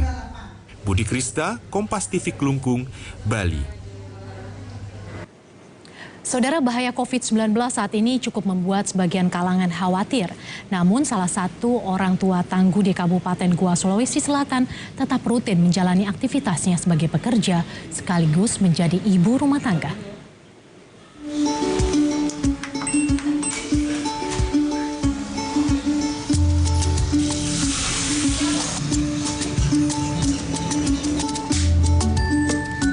Tak ada kata abai protokol kesehatan bagi Sari Bulan. Mencuci tangan menjadi rutinitas wajib perempuan 48 tahun ini sebelum memasuki rumahnya di Kabupaten Goa, Sulawesi Selatan. Begitu pula saat berada di dalam rumah. Melindungi suami dan 4 anaknya dari corona menjadi tanggung jawab lain perempuan yang berprofesi sebagai jurnalis ini. Menjalani protokol kesehatan menjadi kebiasaan baru Sari Bulan di sela-sela waktunya menemani anak sekolah daring. Jadi kemana-mana itu saya harus fasilitasi diri. Setelah bertemu dengan orang dan kemudian kembali ke rumah, sebelum saya menyentuh anak-anak, saya cuci tangan dulu. Membersihkan diri, mensterilkan seluruh pakaian dan sebagainya, kemudian saya bermain dengan mereka. Anak-anak saya itu kan ada 4. Mereka tentu akan bertemu dengan adiknya yang paling kecil. Adiknya yang kecil ini tentu akan ya setidaknya rentang sekali. Jadi makanya saya wanti-wanti kepada anak saya untuk selalu waspada. Minimal itu bermasker. Itu paling minimal. Tapi untuk keseluruhan itu ya jaga jaraknya dan mencuci tangannya. Tanggung jawab ini tentu dibilang berat juga ringan, dibilang ringan juga ya berat. Sebagai seorang ibu tentu saya harus memberikan mereka yang terbaik. Saya mengerjakan semua yang mereka perlukan. Paling tidak mereka harus saya kasih makan. Untuk memberikan makanan itu tentu saya siapkan sebelum saya berangkat. Karena saya itu kan berangkat pagi, keluarnya berjam-jam, kadang malam saya pulang. Jadi mereka saya harus siapkan memang di rumah. Walau rentan terpapar COVID-19 karena aktivitasnya di luar rumah, namun dorongan sang suami tercintalah yang membuat Sari Bulan menjadi wanita tangguh dan tak kenal pantang menyerah. Tuntutan profesi dan menjalankan protokol kesehatan menjadi kewajiban yang berjalan beriringan. Tetap menyediakan hand sanitizer. Juga saya selalu sarankan itu minum vitamin C. Jadi kalau saya lihat dia bisa mengatasi. dan dia enjoy, dia menikmati pekerjaannya, dan saya support itu.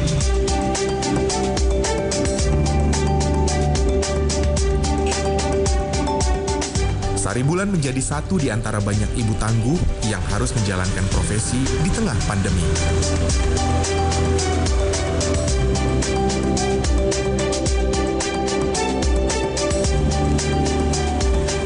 Menjaga Aziz, Kompas TV Goa, Sulawesi Selatan.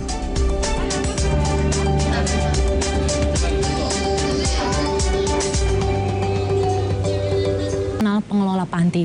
Namun selama pelaksanaan pembelajaran jarak jauh, kedua ponsel ini digunakan oleh 25 anak penghuni panti untuk belajar daring secara bergantian. Dua ponsel pintar digunakan 25 anak untuk belajar 16, kedua ponsel pun digunakan untuk pembelajaran daring secara bergantian. Jadi ada yang sekolahnya di sekolah sini, sekolah sana, dan terpisah-pisah. Juga kelasnya juga akan berbeda-beda. Nah ini yang sangat kendala bagi kita selaku pengurus panti asuhan ini. Handphonenya memang sangat terbatas. Belum lagi kan kuotanya itu juga harus terpenuhi kebutuhan itu. Nah sementara yang kita gunakan ini untuk handphone saya cuma 2 unit. Belum lagi yang di asrama putra itu kadang-kadang memang kesulitan tentang sekolah daring ini karena kami panti asuhan ini fasilitasnya memang sangat meja tertinggal pelajaran. Jumlah ponsel yang lebih banyak diharapkan bisa mendukung pemenuhan hak pendidikan anak panti asuhan di masa pandemi COVID-19. Roma Afria Idam, Kompas TV, Bandar Lampung, Lampung.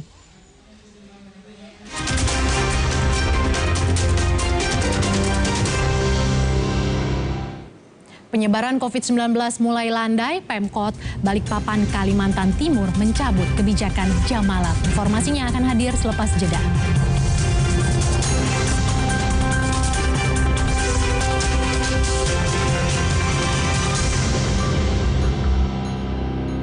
Destinasi wisata Indonesia, Rock'n'Roll Superband, Selain Air. Kita ingin tetap kreatif, kita ingin tetap berbuat sesuatu di saat pandemi virus corona. Membakar semangat nasionalisme untuk bersama menyintas pandemi dalam konsep eksklusif di Kompas TV. Mungkinkah streaming konser metal? Mungkin dong. Jangan lupa aktivasi dulu. Pas saya lagi sendok itu es ke mulut, cut, itu ngilunya. Saya beralih ke Sensodyne dan udah nggak ada lagi tuh rasa gigi ngilu. Sekarang kata teman-teman, yuk pelan-pelan dong makannya, kita belum kebagian nih.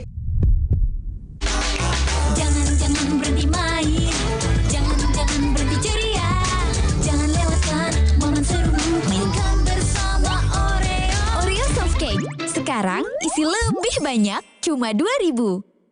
Baru kopi hitam Gilus Mix. Wow, bubuknya super halus, amparnya cepet turun. Ada aroma gula aren, vanila, dan pandan.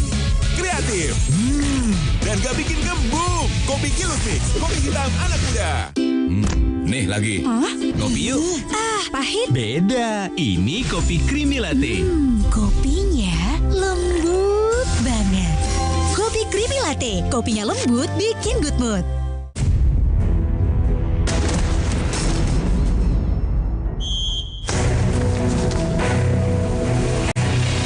Tunjukkan kekuatan dari dalam. Bergabung dengan Biskuat Academy bersama kami, Bintang Garuda. Pas saya lagi sendok itu es ke mulut, cut, itu ngilunya. Saya beralih ke Sensodyne dan udah nggak ada lagi tuh rasa gigi ngilu. Sekarang kata teman-teman, yuk pelan-pelan dong makannya, kita belum kebagian nih.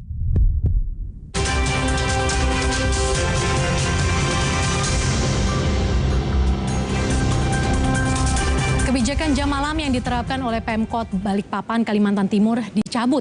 Pencabutan kebijakan ini karena kondisi penyebaran COVID-19 di kota Balikpapan mulai mereda. Pencabutan jam malam ini membuka peluang bagi usaha mikro untuk kembali beraktivitas di atas jam 10 malam. Pertimbangan pencabutan jam malam karena selain Balikpapan telah terbebas dari zona merah, serta angka kesembuhan yang semakin membaik dan kasus kematian akibat COVID-19 pun menurun. Meski kebijakan jam malam telah dicabut, Wali Kota Balikpapan mengimbau masyarakat untuk tetap patuh terhadap protokol kesehatan. Saya artinya sudah kita cabut surat edaran jam malam, sekarang boleh berjualan, ya terbuka, hanya protokol kesehatannya tetap, jadi tetap harus dipatuhi, ya, tetap dipatuhi, tidak boleh kursinya yang tadinya sudah berjarak terus diubah kembali bisa rame-rame, tidak gitu, itu tetap harus akan kita tertibkan kalau ada pelanggaran. Operasi justisi di kota Surabaya, Jawa Timur terus digencarkan dengan menerjunkan tim swab hunter. Dari hasil operasi selama 10 hari, lebih dari 1.000 warga terjaring operasi pelanggar protokol kesehatan. Dari data jumlah 1.000 pelanggar, 805 orang diantaranya merupakan warga Surabaya dan 288 orang berKTP luar Surabaya. Serta sisanya tidak membawa kartu tanda penduduk saat terjaring oleh petugas. Warga yang terjaring petugas langsung dilakukan swab tes. Hasil dari swab tes itu tercatat ada 16 orang yang dinyatakan positif COVID-19 dan langsung mendapat perawatan dari Pemkot Surabaya. Setelah swab hunter ini melakukan operasi ya, sudah 1 mingguan mulai terhitung dari tanggal 1 sampai tanggal 10 kemarin, data yang kami terima terkait operasi swab hunter ini sudah sekitar 1.404 ya, 1.404 yang para pelanggar protokol kesehatan, terutama yang tidak menggunakan masker. Jumlah mencapai 62 orang. Ke-62 karyawan di salah satu perusahaan telekomunikasi di wilayah Sleman, Yogyakarta ini terkonfirmasi positif COVID-19, diduga berawal dari satu karyawan yang mendapati hasil konfirmasi positif COVID-19 menjadikan klaster baru penularan COVID-19 di wilayah perkantoran. Meski menjadi klaster baru, hingga Rabu siang kantor masih dibuka melayani pelanggan. Pemkab Sleman mengimbau perkantoran yang melayani jasa pelanggan mematuhi protokol kesehatan dengan ketat guna mencegah terjadinya klaster penularan virus COVID-19.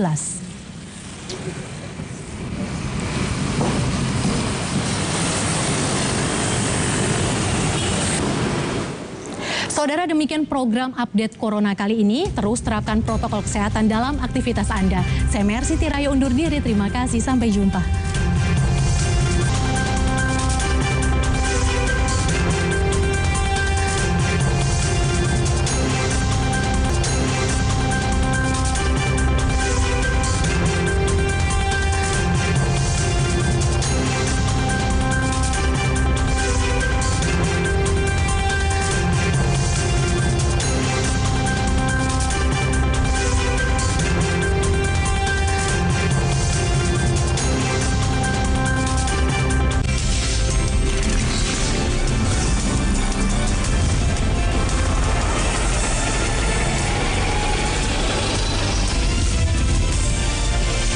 Kompas TV, independen, terpercaya.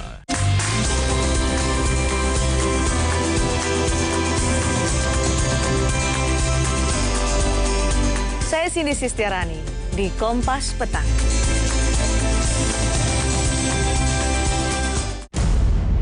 Sesaat lagi Anda akan menyaksikan Kompas Petang yang dipersembahkan oleh Luwak White Coffee. Mobil ambulans yang diduga disalahgunakan untuk membawa pengunjuk rasa.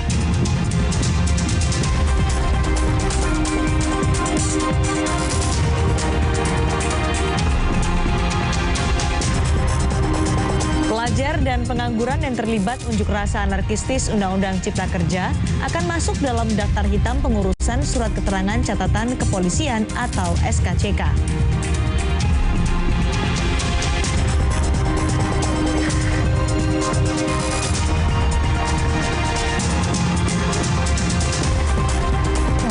Perwakilan Rakyat DPR mengirimkan naskah final Undang-Undang Cipta Kerja ke kantor Kementerian Sekretariat Negara.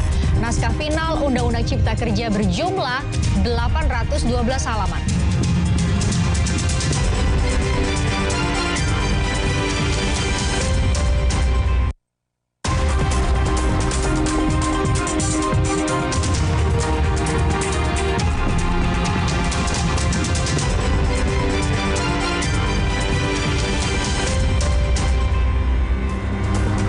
Bersama saya, Cindy Sistiarani. Saya Christian Grich. Sudah ada informasi pertama, buruh dari berbagai aliansi se-Kabupaten Serang, Banten berunjuk rasa ke kantor Bupati Serang. Aksi buruh tersebut dilakukan sebagai bentuk penolakan Undang-Undang Cipta Kerja yang dianggap merugikan buruh.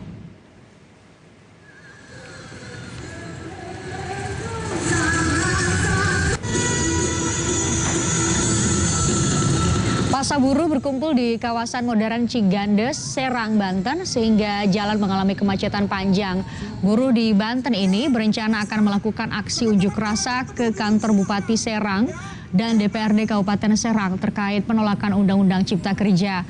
Polisi mengamankan jalannya aksi buruh sepanjang Jalan Raya Serang, Jakarta untuk antisipasi aksi sweeping ke pabrik ataupun keributan.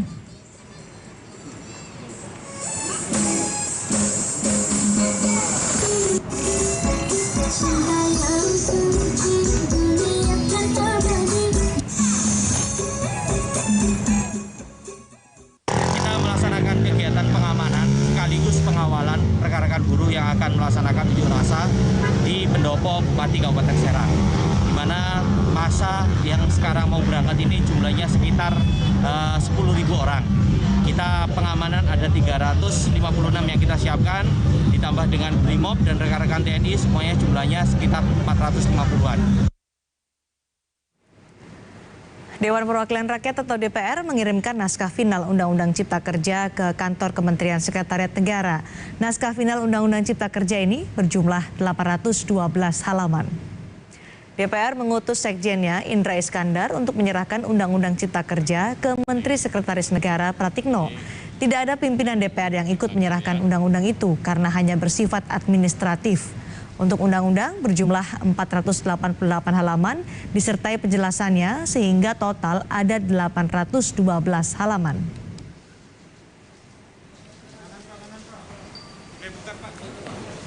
Di sana akan diterima oleh Menseknek. Dari Bapak sendiri? Ya, hanya saya sendiri. Enggak ya. Dari dampingi? Oh enggak. Ini teknis administrasi, ini urusan sekjen, bukan urusan ini lagi. Dari pemerintah menteri yang dampingi siapa? Hanya enggak Menseknek aja. Menseknek. Ya. Oke ya. Sekarang, ini saya meluncur sana. Ya. Boleh Pak, sedikit lagi Pak. Oke ya.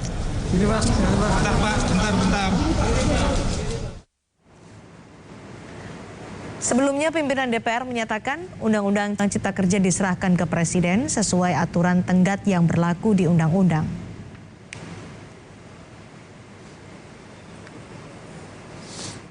Pada saat besok, tanggal 14 Oktober 2020, berdasarkan mekanisme tata tertib DPR, khususnya di dalam pasal 164, bahwa Dewan Perwakilan Rakyat Republik Indonesia memiliki jangka waktu 7 hari.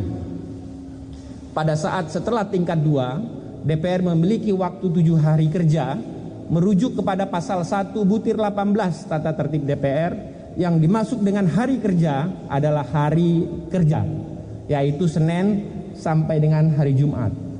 Sehingga tenggang waktu untuk penyampaian Undang-Undang Cipta Kerja ini akan jatuh pada tanggal 14 Oktober 2020, tepatnya besok pukul 00 pada saat besok.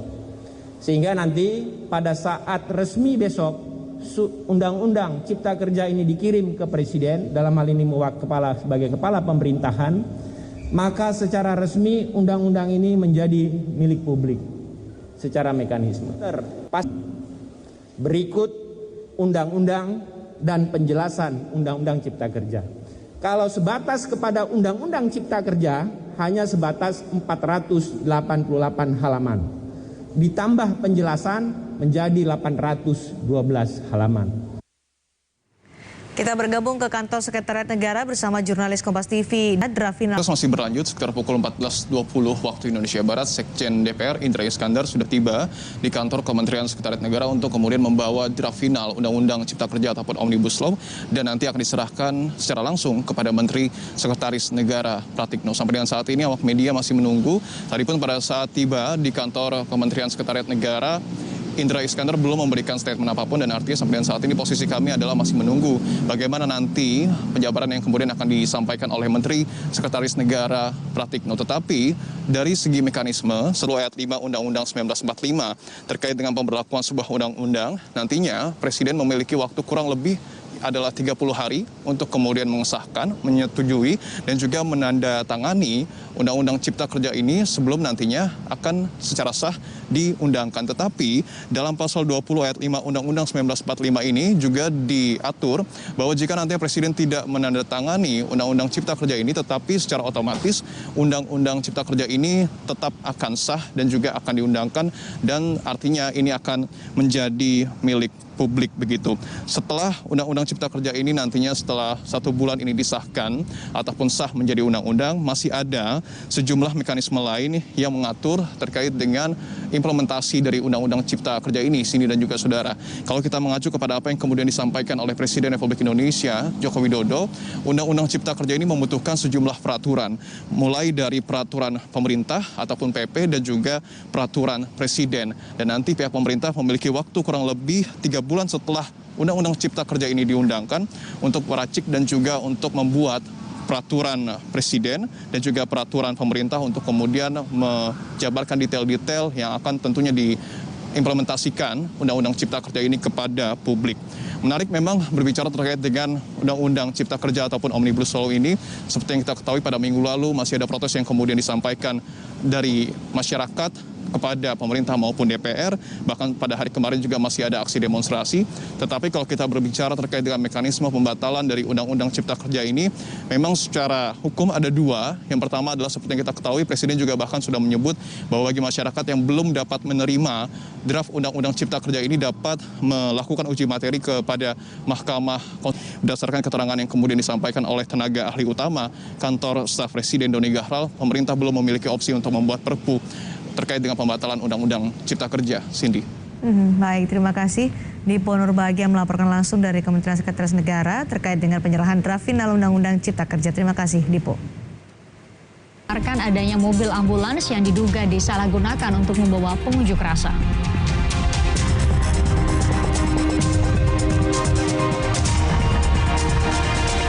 Pelajar dan pengangguran yang terlibat unjuk rasa anarkistis Undang-Undang Cipta Kerja akan masuk dalam daftar hitam pengurusan surat keterangan catatan kepolisian atau SKCK. Selengkapnya akan hadir di Kompas Petang.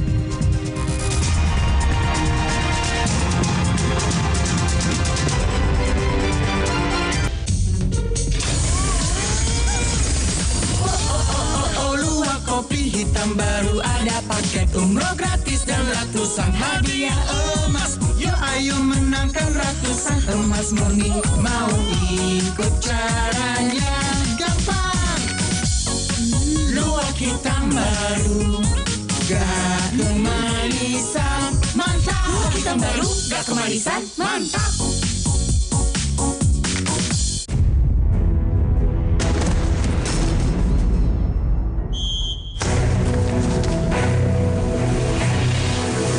Kekuatan dari dalam.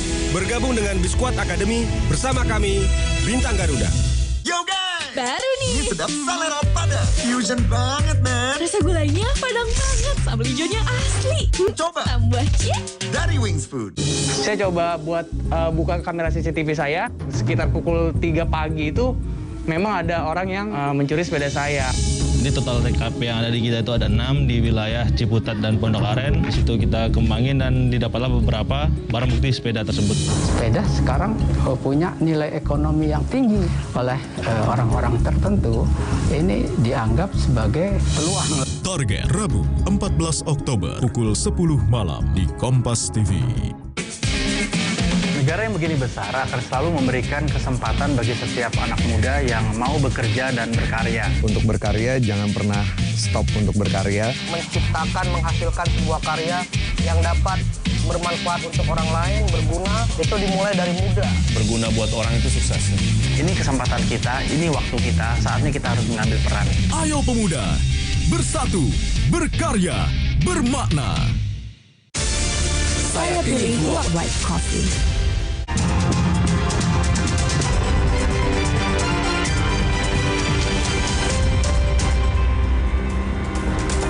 Saudara, media sosial dihebohkan dengan aksi mobil ambulans yang kabur dari razia polisi saat demo tolak Undang-Undang Cipta Kerja di Menteng, Jakarta Pusat.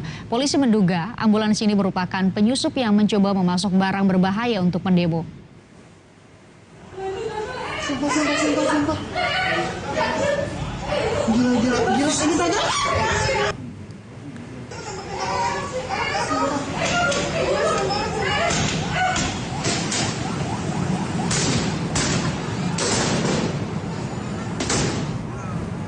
Ini adalah visual amatir yang diambil warga. Terlihat ambulans ini kabur saat terjaring razia pengamanan demo yang digelar polisi. Tak hanya kabur, mobil ambulans ini juga terlihat nyaris menabrak polisi. Sumpah. Gila, ini saja.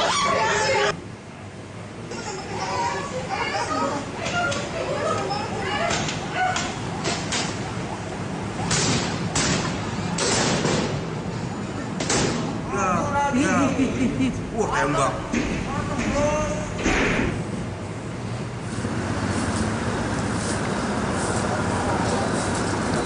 Polisi pun berhasil menangkap dan menahan mobil ambulans serta 4 penumpangnya. Penumpang dan mobil ambulans pun berada di Polda Metro Jaya guna pemeriksaan lebih lanjut.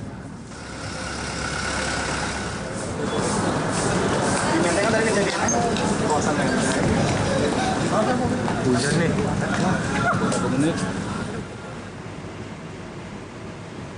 Kabid Humas Polda Metro Jaya, Kombes Pol Yusri Yunus membenarkan adanya mobil ambulans dengan 4 penumpang di dalamnya sedang diperiksa oleh pihak Polda Metro Jaya. Yusri pun menyampaikan mobil ambulans itu disalahgunakan saat aksi massa penolakan Undang-Undang Cipta Kerja. Berdasarkan keterangan awal, mobil ambulans digunakan untuk mengangkut logistik dan batu saat demonstrasi.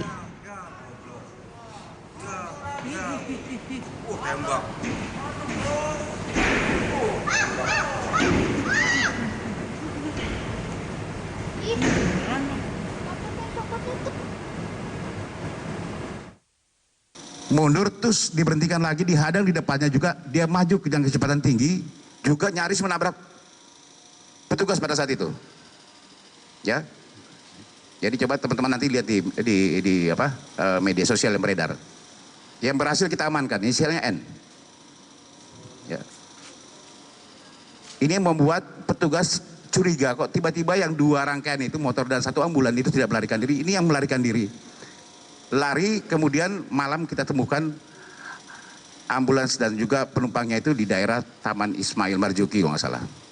Ya kita amankan, sekarang sudah kita amankan di Polda Metro Jaya dengan 3 penumpang sisa. Tadinya ada 4, yang 1 loncat tertinggal. Kita lakukan pendalaman terhadap yang kita amankan, berarti ada 2 motor dan juga pertama 3 di ambulan rangkaian kedua dan 1 yang loncat di rangkaian yang terakhir. Inisialnya N. Ya, dia menyampaikan memang dari hasil keterangan awal ada dugaan bahwa ambulans tersebut adalah bukan untuk kesehatan tetapi untuk mengirimkan logistik dan indikasi batu untuk para pendemo. Ini keterangan dari salah satu yang berhasil loncat. Makanya ini masih kami dalami. Saudara, mobil ambulans yang kabur saat razia demo Undang-Undang Cipta Kerja di Menteng diamankan di Polda Metro Jaya. Kita akan simak laporan jurnalis Kompas TV Agi Kurnia Sandi dan Arif Rahman untuk Anda. Saudara, ini adalah kondisi mobil ambulans yang sempat viral di sosial media. Mengapa viral? Karena dalam video tersebut terlihat mobil ambulans ini tidak mau diberhentikan oleh pihak petugas kepolisian. Inilah menjadi yang curiga dari pihak kepolisian mengapa mobil ambulans pada saat diberhentikan tidak mau berhenti. Dan ternyata Kejadian ini terjadi di Menteng pada saat adanya kejadian ataupun aksi demonstrasi penolakan Undang-Undang Cipta Kerja. Karena dia melarikan diri mobil ambulans ini sehingga polisi ini harus menembakkan gas air mata. Dan akhirnya membuat kaca di sebelah samping ini rusak. Dan yang lebih parahnya lagi saudara, yang tambah rusak ataupun yang hampir semuanya hancur ialah kaca bagian belakang. Kaca bagian belakang ini juga hancur karena memang pada saat ditembakkan gas air mata, ambulans ini tidak mau berhenti. Saya akan menunjukkan kepada Anda saudara bagaimana kondisi di dalamnya. Kejadian memang di Menteng, tetapi pada saat dicoba diberhentikan karena ini mobil ambulans kabur dan akhirnya pada malam hari ditemukan di daerah Taman Ismail Marzuki dengan keadaan mobil ambulans di sini kosong. Di mobil ambulans ini sebenarnya ada 4 penumpang. 1 penumpang pada saat diberhentikan ini mencoba keluar dari mobil ambulans dan akhirnya diamankan oleh pihak kepolisian. Pada saat diamankan oleh pihak Polda Metro Jaya, menurut keterangan dari Kombes Pol Yusri Yunus ini mengatakan bahwa mengakui berinisial N ini mengakui bahwa mobil ambulans ini digunakan memang tidak semestinya. Seharusnya mobil ambulans ini digunakan untuk melakukan tindakan medis, tetapi menurut keterangan dari satu pelaku tersebut ini mengatakan mobil ambulans ini digunakan untuk mengangkut barang-barang ataupun logistik dan juga batu dalam rangka mendukung proses aspirasi ataupun demonstrasi penyampaian penolakan Undang-Undang Cipta Kerja. Dan saat pada malam hari ditangkap juga kondisi telah kosong, barang-barang tidak ada, tetapi pihak Polda Metro Jaya ini telah mengamankan 3 pelaku sisanya dan juga mobil ambulans ini sedang diamankan pula. Hingga saat ini juga pihak dari Polda Metro Jaya masih dalam proses pendalaman terkait bagaimana motif mengapa mobil ambulans ini bisa digunakan sebagai mengangkut logistik dan juga dari mana asal mobil ambulans ini. Tentu ini yang menjadi pertanyaan kita semua. Apakah kepemilikan dari mobil ambulans ini juga menjadi salah satu aktor intelektual dalam pendukungan aksi demonstrasi yang membuat kericuhan yang seharusnya berjalan dengan kondusif. Dari Jakarta, Agi Kurniawan, Arif Rahman, Kompas TV. Saudara, pasca kerusuhan demo Undang-Undang Cipta Kerja di depan Tamrin City tadi malam, pusat perbelanjaan ini kembali beroperasi. Para karyawan Tamrin City sudah kembali bekerja seperti biasa dan para pedagang di depan mal juga kembali menggelar dagangan mereka. Namun sejumlah kerusakan akibat kericuhan masih terlihat. Mulai dari kerusakan papan reklame, gardu petugas keamanan hingga lampu jalan yang pecah dan batu yang berserakan di jalan. Warga sekitar sempat khawatir kerusuhan di depan Tamrin City tadi malam merembet hingga ke permukiman mereka. Situasi gimana Bang malam itu? Situasinya ya begitulah, sambit-sambitan dengan masa pendemo itu. Antara masa dengan siapa? Dengan aparat. Dengan kondisi seperti itu, warga merasa khawatir nggak saat malam itu Pak? Ya khawatir juga, karena kan takutnya masuk ke kampung itu. Ya. Membersihkan dilakukan di sepanjang Jalan Muhammad Ridwan Rais, Medan Merdeka Barat dan Medan Merdeka Timur. Pembersihan dilakukan atas perintah langsung Wali Kota Jakarta Pusat agar tidak mengotori fasilitas umum. Dan Jalan Ridwan Rais sangat banyak. Banyak banget. Selain pengecetan ada apa lagi Bang? Untuk saat ini kita fokuskan untuk penghapusan coretan liar dulu. Informasi lainnya, saudara, puluhan remaja yang ditangkap polisi karena ikut berunjuk rasa dikembalikan ke orang tua masing-masing. Mayoritas remaja meminta izin ke orang tua untuk bermain, bukan untuk berunjuk rasa.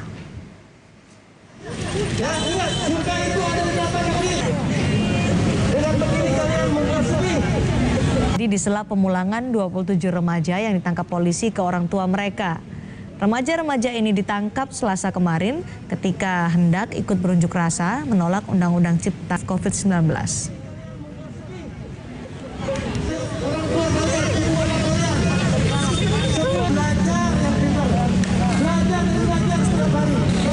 Iya, bilangnya main aja. Ibu juga kalau sampai ibaratnya dia juga mau bilang ya istilahnya ikut-ikut demo apa gimana, mungkin ibu juga nggak bakalan ngasih. Ya namanya antara anak sama orang tua, siapa sih yang mau ngerelain anaknya ikut-ikut demo? Dari hasil kami pemeriksaan semalam sampai saat ini tidak ada menggunakan alat sajam atau batu-batu. Mereka pelajar semua atau ada yang tidak? Mereka hanya mengelabui petugas dengan menggunakan pakaian seragam. Sementara itu sejumlah orang tua mendatangi Mapolda Metro Jaya untuk menjemput anak mereka yang ditangkap polisi karena ikut demonstrasi yang sempat ricuh Selasa kemarin. Mereka menunggu hasil pemeriksaan dan pendataan ratusan remaja yang ditangkap sebelum mereka dipulangkan oleh polisi. Anak saya nggak izin, bilangnya sih mau pergi main sama saya karena saya juga baru pulang dari rumah undangan gitu. Terus saya tanya mau kemana, nggak mau main burung, dia bilang gitu. Oh ya udah. Kalau ibu tahu anaknya ada di sini dari mana ibu? Saya sebagian di gang, ada ketangkap juga dari itu, cuman ya.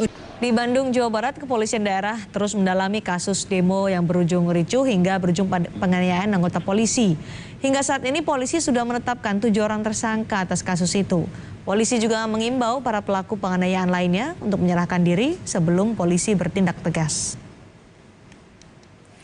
Yang melakukan penganiayaan yang melakukan penganiayaan terhadap anggota Polri pada saat kerusuhan tersebut, dari 75 orang yang kita ambil itu yang kita tetapkan sebagai tersangka itu sebanyak 7 orang, ya, sebanyak 7 orang, dan yang dilakukan penahanan itu ada 3 orang. Tapi tetap yang sampai 7 orang itu aja masih dikembangkan karena di sini ini diperkirakan pelakunya masih bertambah. Saudara, unjuk rasa menolak Undang-Undang Cipta Kerja di berbagai daerah direspons gubernur dengan berbagai cara. Gubernur Jawa Barat Ridwan Kamil memilih meneruskan sikap buruh kepada Presiden agar menerbitkan Perpu.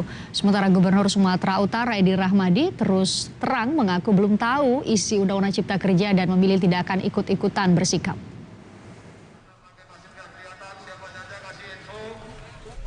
Sikap gubernur dalam menghadapi tuntutan pengunjuk rasa menolak Undang-Undang Cipta Kerja berbeda-beda. Gubernur Jawa Barat Ridwan Kamil dan Gubernur DKI Jakarta Anies Baswedan misalnya memilih untuk menyampaikan aspirasi pengunjuk rasa yang meminta Presiden Jokowi menerbitkan Perpu membatalkan Undang-Undang Cipta Kerja. Sementara Gubernur Jawa Tengah Ganjar Pranowo dan Gubernur Sulawesi Selatan Nurdin punya cara berbeda. Ganjar mengajak buruh untuk bernyanyi dan berjanji berkomunikasi dengan pemerintah soal Undang-Undang Cipta Kerja. Sementara Gubernur Nurdin Abdullah meminta buruh tidak mempercayai hoaks dan mempelajari Undang-Undang Cipta Kerja. Gubernur Sumatera Utara punya cara sendiri. Edi terus terang mengaku belum mengetahui Undang-Undang Cipta Kerja itu dan tidak akan ikut-ikutan seperti yang dilakukan Gubernur Jawa Barat. Data ini kan simpang siur. Data yang ada courtnya DPR RI yang sudah mengetok, sehingga itu akan kita bahas. Kita akan membentuk courtnya dari akademisi, dari hukum, dan dari para tokoh-tokoh buruh untuk sama-sama kita kaji apa yang terbaik secara real di Sumatera Utara khususnya dan pada umumnya untuk Indonesia. Semua apapun kita persoalkan, sumbernya belum ada, datanya belum ada, nanti akan percuma itu. Artinya Bapak tidak akan mengikuti langkah yang dilakukan Pak Gubernur Jawa Barat, Gubernur Jawa Timur, karena ini Sumatera Utara bukan Jawa Barat. Jawa Barat lain sama Sumatera Utara, bahasanya aja udah beda. Jadi ini soal seperti ini bukan soal ikut-ikutan, tapi bagaimana kita melindungi rakyat kita.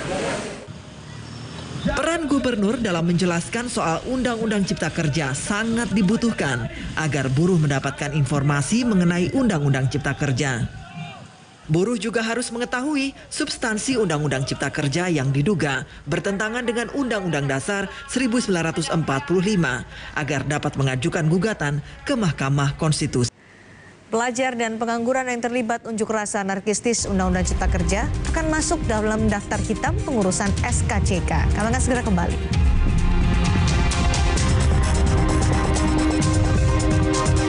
Sorotan lain, saudara, terkait dengan penangkapan sejumlah tokoh dan anggota Koalisi Aksi Menyelamatkan Indonesia atau KABI. PKS meminta polisi transparan terhadap kasus ini.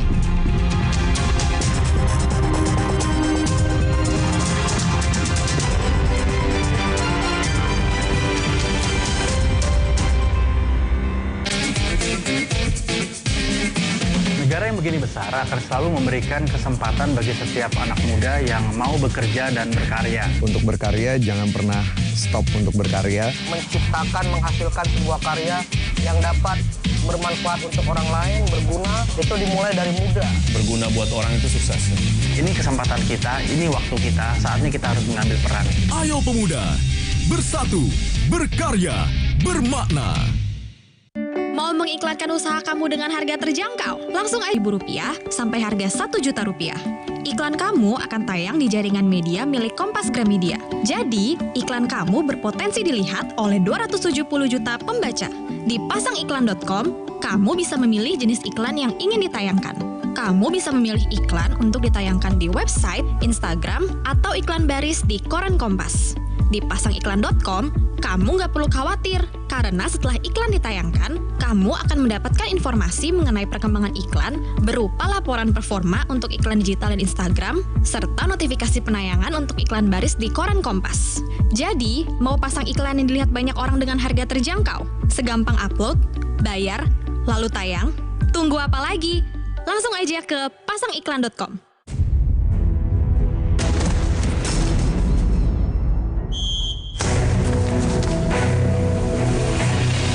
Tunjukkan kekuatan dari dalam. Bergabung dengan Biskuat Academy bersama kami, Bintang Garuda. Luwak White Coffee berasal dari biji-biji kopi pilihan, mewujudkan harapan dan impian untuk terbang tinggi. Nikmatnya tak tergantikan. Aroma kopinya bikin fresh. Lebih berani. Dengan teknologi baru, aromanya kuat, sekuat roda berputar. Luwak White Coffee selalu setia menemani. Saya pilih Luwak White Coffee. The real white coffee.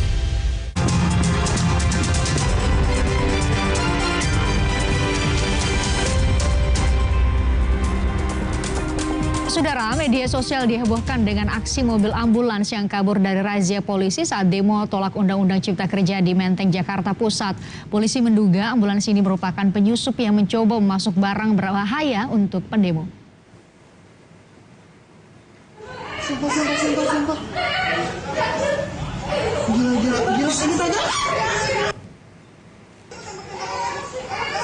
Ini adalah visual amatir yang diambil warga. Terlihat saudara, ambulans ini kabur saat terjaring razia pengamanan demo yang digelar polisi. Tak hanya kabur, mobil ambulans ini juga terlihat nyaris menabrak polisi.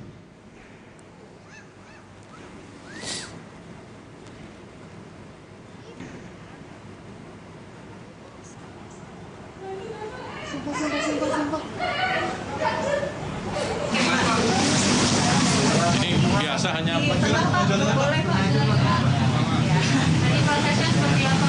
dari kami sudah menyampaikan berdasarkan penugasan dari pimpinan DPR, RUU tersebut sudah kami serahkan kepada Sekretariat Negara dan sudah diterima dengan baik. Saya kira itu ya. Agak lama Pak kayaknya tadi. Apa? Sekitar 2 jam di dalam ada pembahasan. Sambil dilihat-lihat isinya gitu ya. Jadi prinsipnya nggak ada masalah. Berarti tadi terima langsung oleh Pak Pratik ya? Diwakilkan oleh Bu Deputi Perundang-undangan. Oke. Saya kira. Kapan kira-kira Pak nantinya diserahkan ke Presiden? Positif Bu. Sip.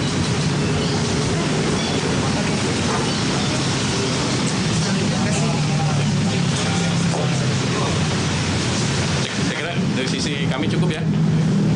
Oke, terima kasih Pak Indra. Terima kasih Pak. Itu dia saudara visual dan pernyataan dari Sekretaris Jenderal DPR RI Indra Iskandar yang mengantarkan secara langsung draft naskah final Undang-Undang Cipta Kerja yang tadi disampaikan. Uji materi pun di Mahkamah Konstitusi nanti akan berdasar pada naskah final yang diserahkan secara resmi oleh Sekretariat Jenderal DPR RI.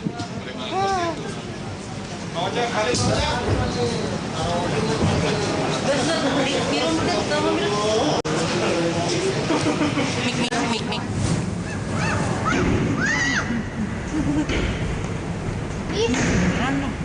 Kami lanjutkan informasi yang sebelumnya kami sampaikan, saudara. Kami kembali tayangkan, ini adalah visual. Polisi berhasil menangkap dan menahan mobil ambulans serta 4 penumpangnya. Penumpang dan mobil ambulans pun berada di Polda Metro Jaya.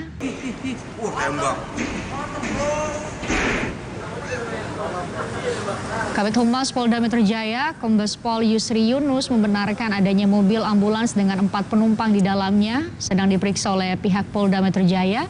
Yusri pun menyampaikan mobil ambulans itu disalahgunakan saat aksi massa penolakan Undang-Undang Cipta Kerja. Berdasarkan keterangan awal, mobil ambulans digunakan. Hujan nih.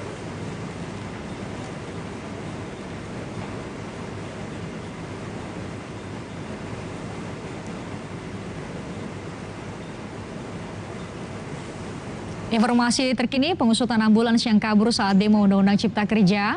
Kami akan tanyakan langsung kepada jurnalis Kompas TV Cindy Permadi. Cindy ada di Polda Metro Jaya. Cindy, apakah sudah diketahui ambulans ini milik siapa dan siapa 4 orang yang disebut berada di dalam ambulans? Ya, Christian, terakhir melalui sambungan telepon Kabid Humas Polda Metro Jaya, Kombes Pol Yusri, ambulans ini apakah sesuai juga dengan tulisan di stiker di badan ambulans, kemudian 4 orang yang berada di dalam ambulans ini juga siapa, apakah berkaitan atau juga terkait dengan kepemilikan dari ambulans itu, termasuk juga dengan motif. Nah, motif yang didalami oleh pihak kepolisian adalah mengapa keempat orang yang berada di ambulans ini melarikan diri ketika tengah diberhentikan oleh pihak kepolisian kemarin di kawasan Menteng, Jakarta Pusat ketika sedang dilakukan razia. Kalau Kabid Humas Polda Metro Jaya bercerita sedikit kemarin kejadiannya, jadi kalau saat unjuk rasa memang menjadi hal yang biasa jika ada ambulans lalu lalang di tengah unjuk rasa. Karena relawan biasanya juga memang turun langsung untuk antisipasi. Nah, tapi ada informasi bahwa ada oknum yang akan menggunakan momen itu untuk menyalahgunakan ambulans. Nah, sehingga pihak kepolisian menyelenggarakan razia. Di kawasan Menteng ada 3 rangkaian yang kemudian diberhentikan oleh pihak kepolisian. Pertama sepeda motor berhenti, kemudian yang kedua adalah ambulans berisi 3 orang juga berhenti. Nah, tapi untuk ambulans yang ketiga ketika diberhentikan ternyata mundur dengan kecepatan tinggi kemudian melarikan diri. 1 orang lompat diamankan kemudian oleh pihak kepolisian berinisial N. Kemudian untuk 3 orang lainnya ditemukan di kawasan Taman Ismail Marzuki malamnya beserta juga dengan ambulansnya. Memang ini masih didalami. Tapi dari informasi sementara atau dari pemeriksaan awal dari N, 1 orang yang lompat dari ambulans menyebut bahwa ambulans ini memang tidak diperuntukkan untuk kesehatan, tapi untuk logistik. Indikasinya adalah membawa batu. Nah, tapi di Taman Ismail Marzuki pada malam hari ketika ditemukan ambulans itu dalam keadaan kosong karena memang ada jeda waktu antara ketika ambulans itu dihentikan dan juga ditemukan. Ambulansnya kini sudah diamankan menjadi barang bukti juga dari pihak kepolisian.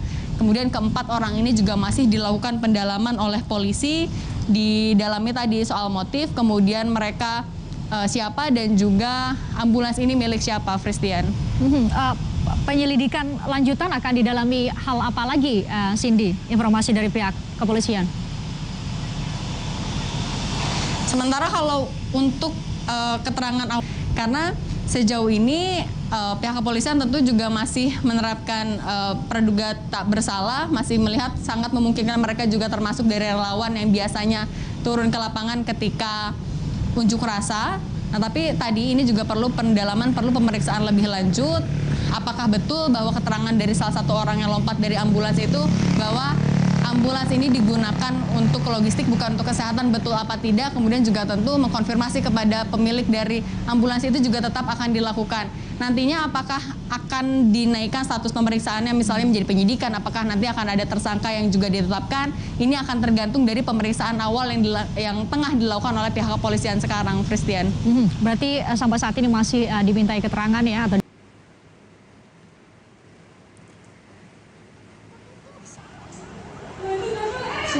Dan saudara, kembali kami tayangkan untuk Anda, ini adalah gambar yang menunjukkan bagaimana ambulans seperti yang dilaporkan oleh jurnalis Kompas TV tadi yang menggambarkan saat dilakukan razia atau bertemu petugas di salah satu titik di kawasan Menteng, mundur dengan kecepatan tinggi Dan Anda lihat juga bahkan nyaris menabrak petugas yang mencoba menghentikan ambulans dan di dalam berbahaya atau bahan berbahaya.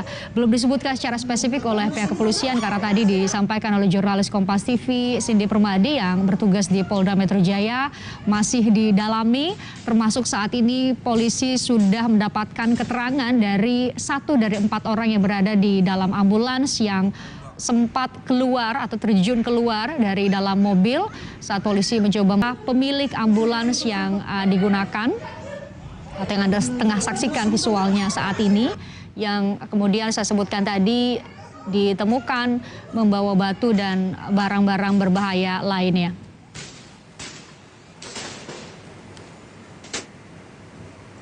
Selepas jeda saudara, Kompas Petang akan kembali dengan informasi pelajar dan pengangguran yang terlibat unjuk rasa anarkistis Undang-Undang Cipta Kerja akan masuk dalam daftar hitam pengurusan SKCK.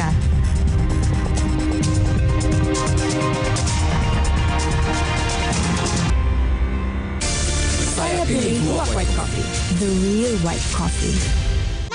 Badan kaku? Pegal dan cepat lelah? Faktor utuh. Susu kalsium biasa? Gak bisa ngalahin faktor U. Minum Entrasol. Dengan ekstrak zaitun dan profit formula, bantu penuhi nutrisi harianmu. Entrasol.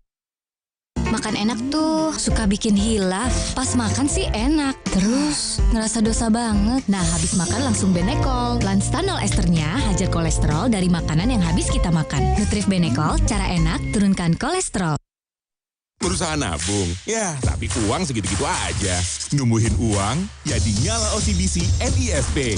Dengan reksadana mulai 20.000, tabungan berjangka bunga maksimal, jual beli 11 mata uang asing. Bisa bayar dengan kris, dan bebas biaya admin. Buka nyala dari HP kamu. Tumbuhkan uangmu, nyalakan hidupmu. Pas saya lagi sendok itu es ke mulut, cut, itu ngilunya. Saya beralih ke Sensodyne dan udah nggak ada lagi tuh rasa gigi ngilu. Sekarang kata teman-teman, Yul, pelan-pelan dong makannya, kita belum kebagian nih. Saat tanah air digempur musuh tak kasat mata, ketika sebagian anak bangsa bertumbangan, ada yang tetap cowok-cowoknya gitu kan, jadi untuk biar lehernya ketutupan gitu kan. Ada pula yang mengorbankan kebebasan, kerinduan, penghasilan, bahkan mata pencaharian. Sudah sebulan lebih Pak izin.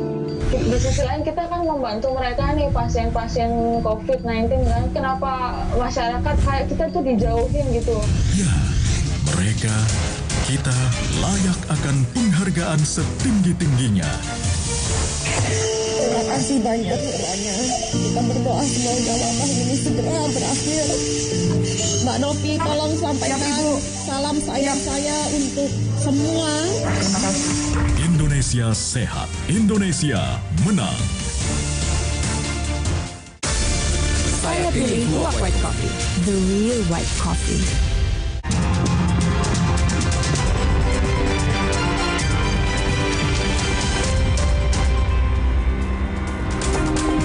Saudara, Polda Metro Jaya meminta perhatian Dinas Pendidikan untuk melakukan pengawasan terkait maraknya pelajar yang terlibat unjuk rasa. Polisi juga tengah mengusut siapa yang menggerakkan pelajar untuk demo dan terlibat kerusuhan. Polda Metro Jaya mencatat lebih dari 800 pelajar ikut berunjuk rasa menolak Undang-Undang Cipta Kerja. Bahkan tak sedikit dari mereka terlibat dalam unjuk rasa yang berakhir rusuh. Terkait dengan keterlibatan pelajar, Kabid Humas Polda Metro Jaya, Kombes Yusri Yunus meminta perhatian Dinas Pendidikan untuk ikut mengawasi. Yang masih kecil-kecil, anak-anak SMP, anak SMA yang diajak untuk melakukan demo. Ya, bahkan mereka berani melakukan kerusuhan. Kami sudah razia pun kami temukan di dalamnya tasnya ada yang bawa ketapel, ada yang bawa batu, macam-macam. Bahkan yang diamankan oleh Polres Jakarta Pusat ada yang sempat bawa golok. Harus kita awasi. Kami juga sudah minta dari Dinas Pendidikan, dari masing-masing sekolahnya, nanti dari pernyataannya ini akan kami serahkan ke sekolahnya masing-masing untuk bisa jadi perhatian juga sekolah-sekolah maupun juga dari Dinas Pendidikan. Dari pemeriksaan yang dilakukan polisi, para pelajar ikut berunjuk rasa karena undangan di media sosial. Untuk itu polisi tengah mengusut siapa pihak yang menggerakkan pelajar untuk terlibat unjuk rasa. Agi Kurnia Sandi, Tim Liputan Kompas TV. Untuk memberi efek jera dan mencegah pelajar kembali ikut berunjuk rasa, Polres Depok tidak akan menerbitkan surat keterangan catatan kepolisian atau SKCK. Untuk itu, Polres Depok akan bekerja sama dengan Dinas Pendidikan dan Wali Kota Depok.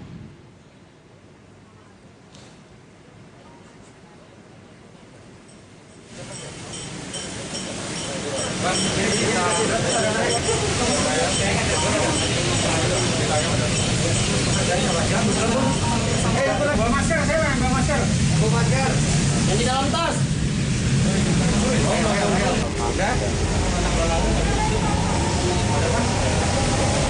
Membuat SKCK Pak yang ikut demo gimana? Ya, sekali lagi saya sudah membuat komitmen bersama Kepala Dinas dan Wali Kota.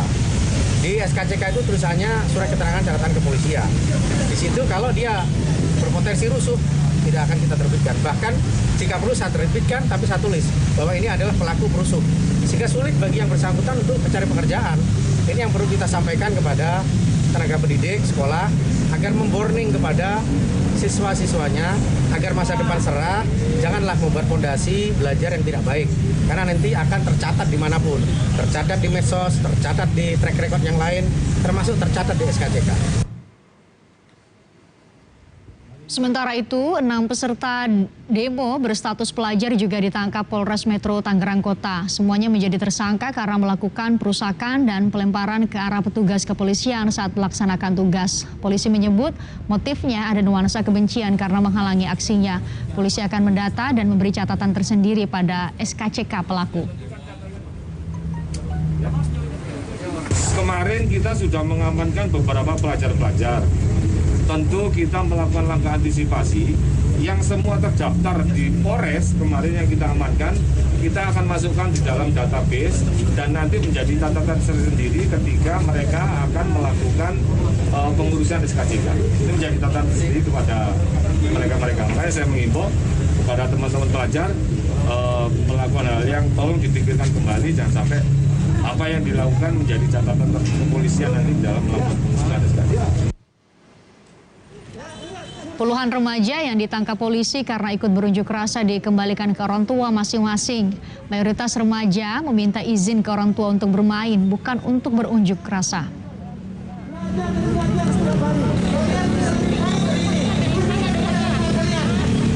Bahkan untuk dilakukan pembinaan di keluarga. Wassalamualaikum warahmatullahi.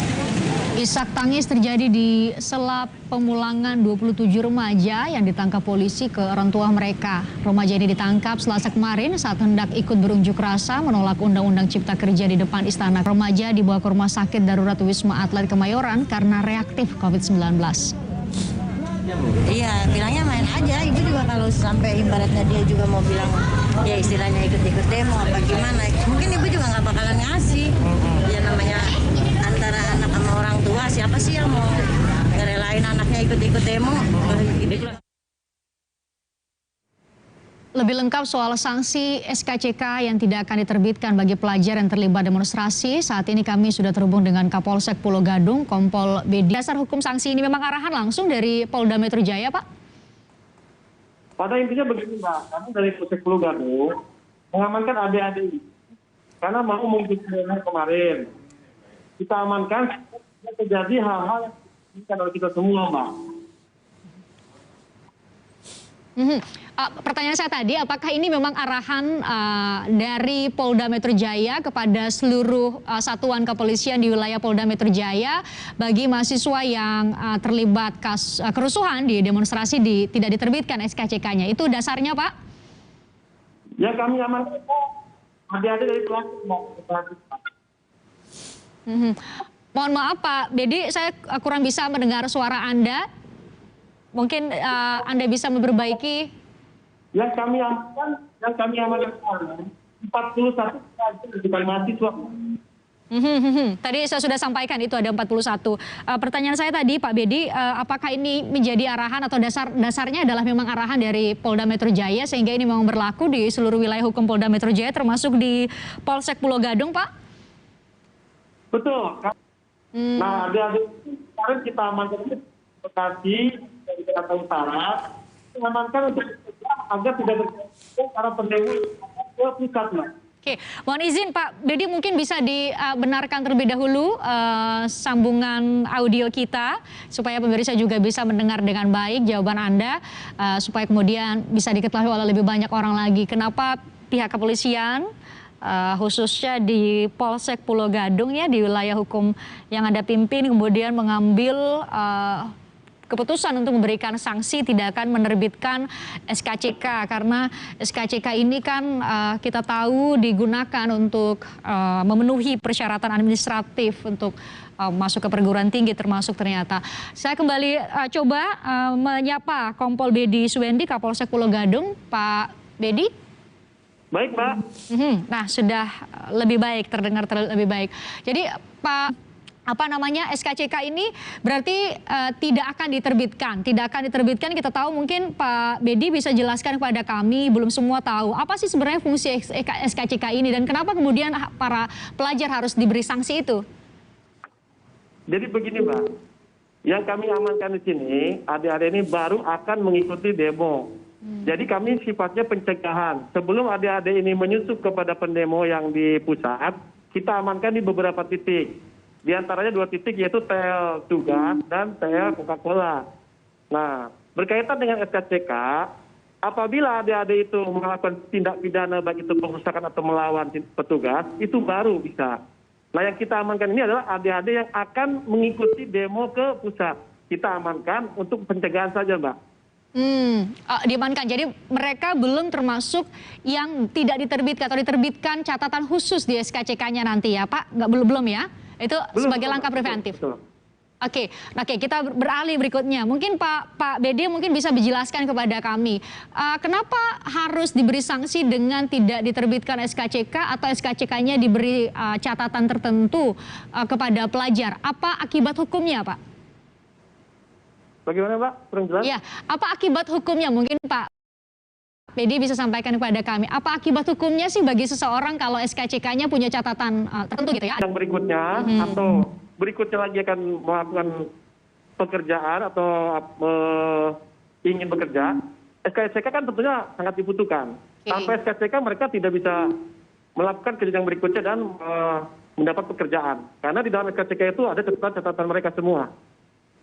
Oke, iya betul ya. Saya coba cari apa sih fungsi SKCK. Ternyata juga salah satunya adalah termasuk syarat untuk masuk ke SMA, ya, ke sekolah menengah atas atau masuk ke perguruan tinggi juga. Nah, apakah kemudian siapa atau mahasiswa dengan kriteria apa sikapnya yang kemudian ditetapkan akan mendapatkan catatan khusus di SKCK? Tadi Pak Bedi cerita diberi atau dilakukan langkah persuasif terlebih dahulu.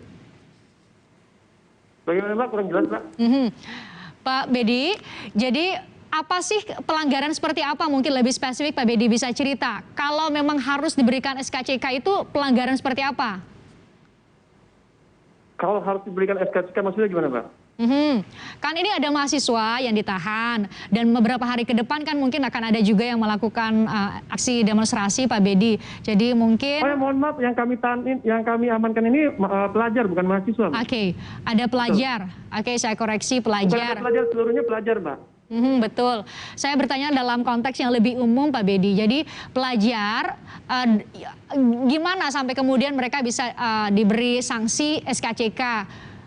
Apa pelanggaran apa? Pelanggaran apa spesifik ada? Mungkin bisa disebutkan supaya juga pelajar-pelajar yang nonton kita jadi tahu supaya nggak melanggar. Tentunya adik-adik ini kalau misalnya nanti akan membuat SKCK, dia tidak bisa diberikan SKCK apabila dia melanggar. Contohnya dia tindak pidana, Mbak. Oke, apa tindak pidananya, Pak? Kalau salah satunya dengan hubungan dengan ini yaitu pengerusakan atau melawan petugas. Pengerusakan dan melawan petugas. Pengerusakan, melawan petugas, baik dia membawa sajam dan lain sebagainya. Ini mereka dapat catatan khusus di SKCK itu sedari masih diperiksa di proses penyelidikan atau penyidikan atau menunggu dulu proses lain? Bagaimana Pak? Kurang jelas? Diberi atau diputuskan untuk diberikan sanksi catatan khusus di SKCK, itu menunggu dulu terbukti Pak. Biasanya kan kalau ada pelanggaran, ada proses penyelidikan, kemudian penyidikan, baru masuk ke pengadilan. Di tahapan mana sih Pak kalau seorang pelajar bisa diberi SKCK? SKCK itu tentunya apabila dia ada catatan tindak pidana. Di sini kan di catatan tindak pidana, artinya catatan itu dia sudah pernah melakukan tindak pidana, begitu Mbak? Berarti nunggu dulu sampai di pengadilan gitu ya? Bagaimana Pak? Nunggu dulu sampai di pengadilan diputuskan kalau mereka melakukan pelanggaran perusakan melawan petugas gitu ya Pak? Ya tentu kalau memang dia sudah pernah melakukan tindak pidana, artinya dia sudah pernah proses Mbak. Oh, oke. Saya mau mempertajam soal itunya Pak Bedi. Apakah orang kemudian ada pelajar yang ditangkap, apakah serta-merta kemudian dia dikasih SKCK, catatan khusus di SKCK-nya, atau menunggu proses hukum dulu gitu? Kurang jelas Mbak. Oke, Pak Bedi kan biasanya kalau... Pak Bedi? Baik Mbak. Oke, Pak Bedi bisa mendengar suara saya dengan baik ya? Ya, baik. Karena tujuannya kan memberi efek jera, Pak Bedi. Jadi saya mau pertajam soal apakah serta-merta kalau mereka bikin kerusuhan, ada kekerasan melawan petugas langsung diberi SKCK atau seperti apa mekanismenya? Nah, terlalu jauh yang sampai di kerusuhan. Yang kita amankan pelajar. Ini terlalu jauh soal kerusuhan. Halo, Pak Bedi. Halo, Mbak. Pak Bedi, saya bertanya konteksnya kalau nanti, kan tadi sudah saya sampaikan Pak Bedi, kalau nanti sudah ada betul di Polsek Pulau Gadung itu ada 41 betul. Tapi kalau nanti ada demonstrasi, terus ada yang melakukan, ini kita tentu tidak inginkan, melakukan kekerasan atau perusakan, akan seperti apa nanti penanganannya? Didaftar dulu atau gimana? Yang terjadi perusakan tentu akan kita proses sesuai prosedur, Pak. Mohon maaf, bisa diulangi lagi Pak Bedi? Seandainya ada terjadi, tentu kita akan melakukan sesuai prosedur. Oke, kalau melakukan pelanggaran akan dilakukan proses hukum secara tegas untuk memberikan efek jera ya Pak Bedi ya. Pak Bedi, terima kasih sudah bergabung bersama kami, Kompol Bedi Suwendi, Kapolsek Pulau Gadung, Jakarta Timur. Terima kasih. Saudara, terkait dengan penangkapan sejumlah tokoh dan anggota Koalisi Aksi Menyelamatkan Indonesia atau KAMI, Partai Keadilan Sejahtera atau PKS meminta polisi transparan terhadap kasus ini. Kami akan segera kembali.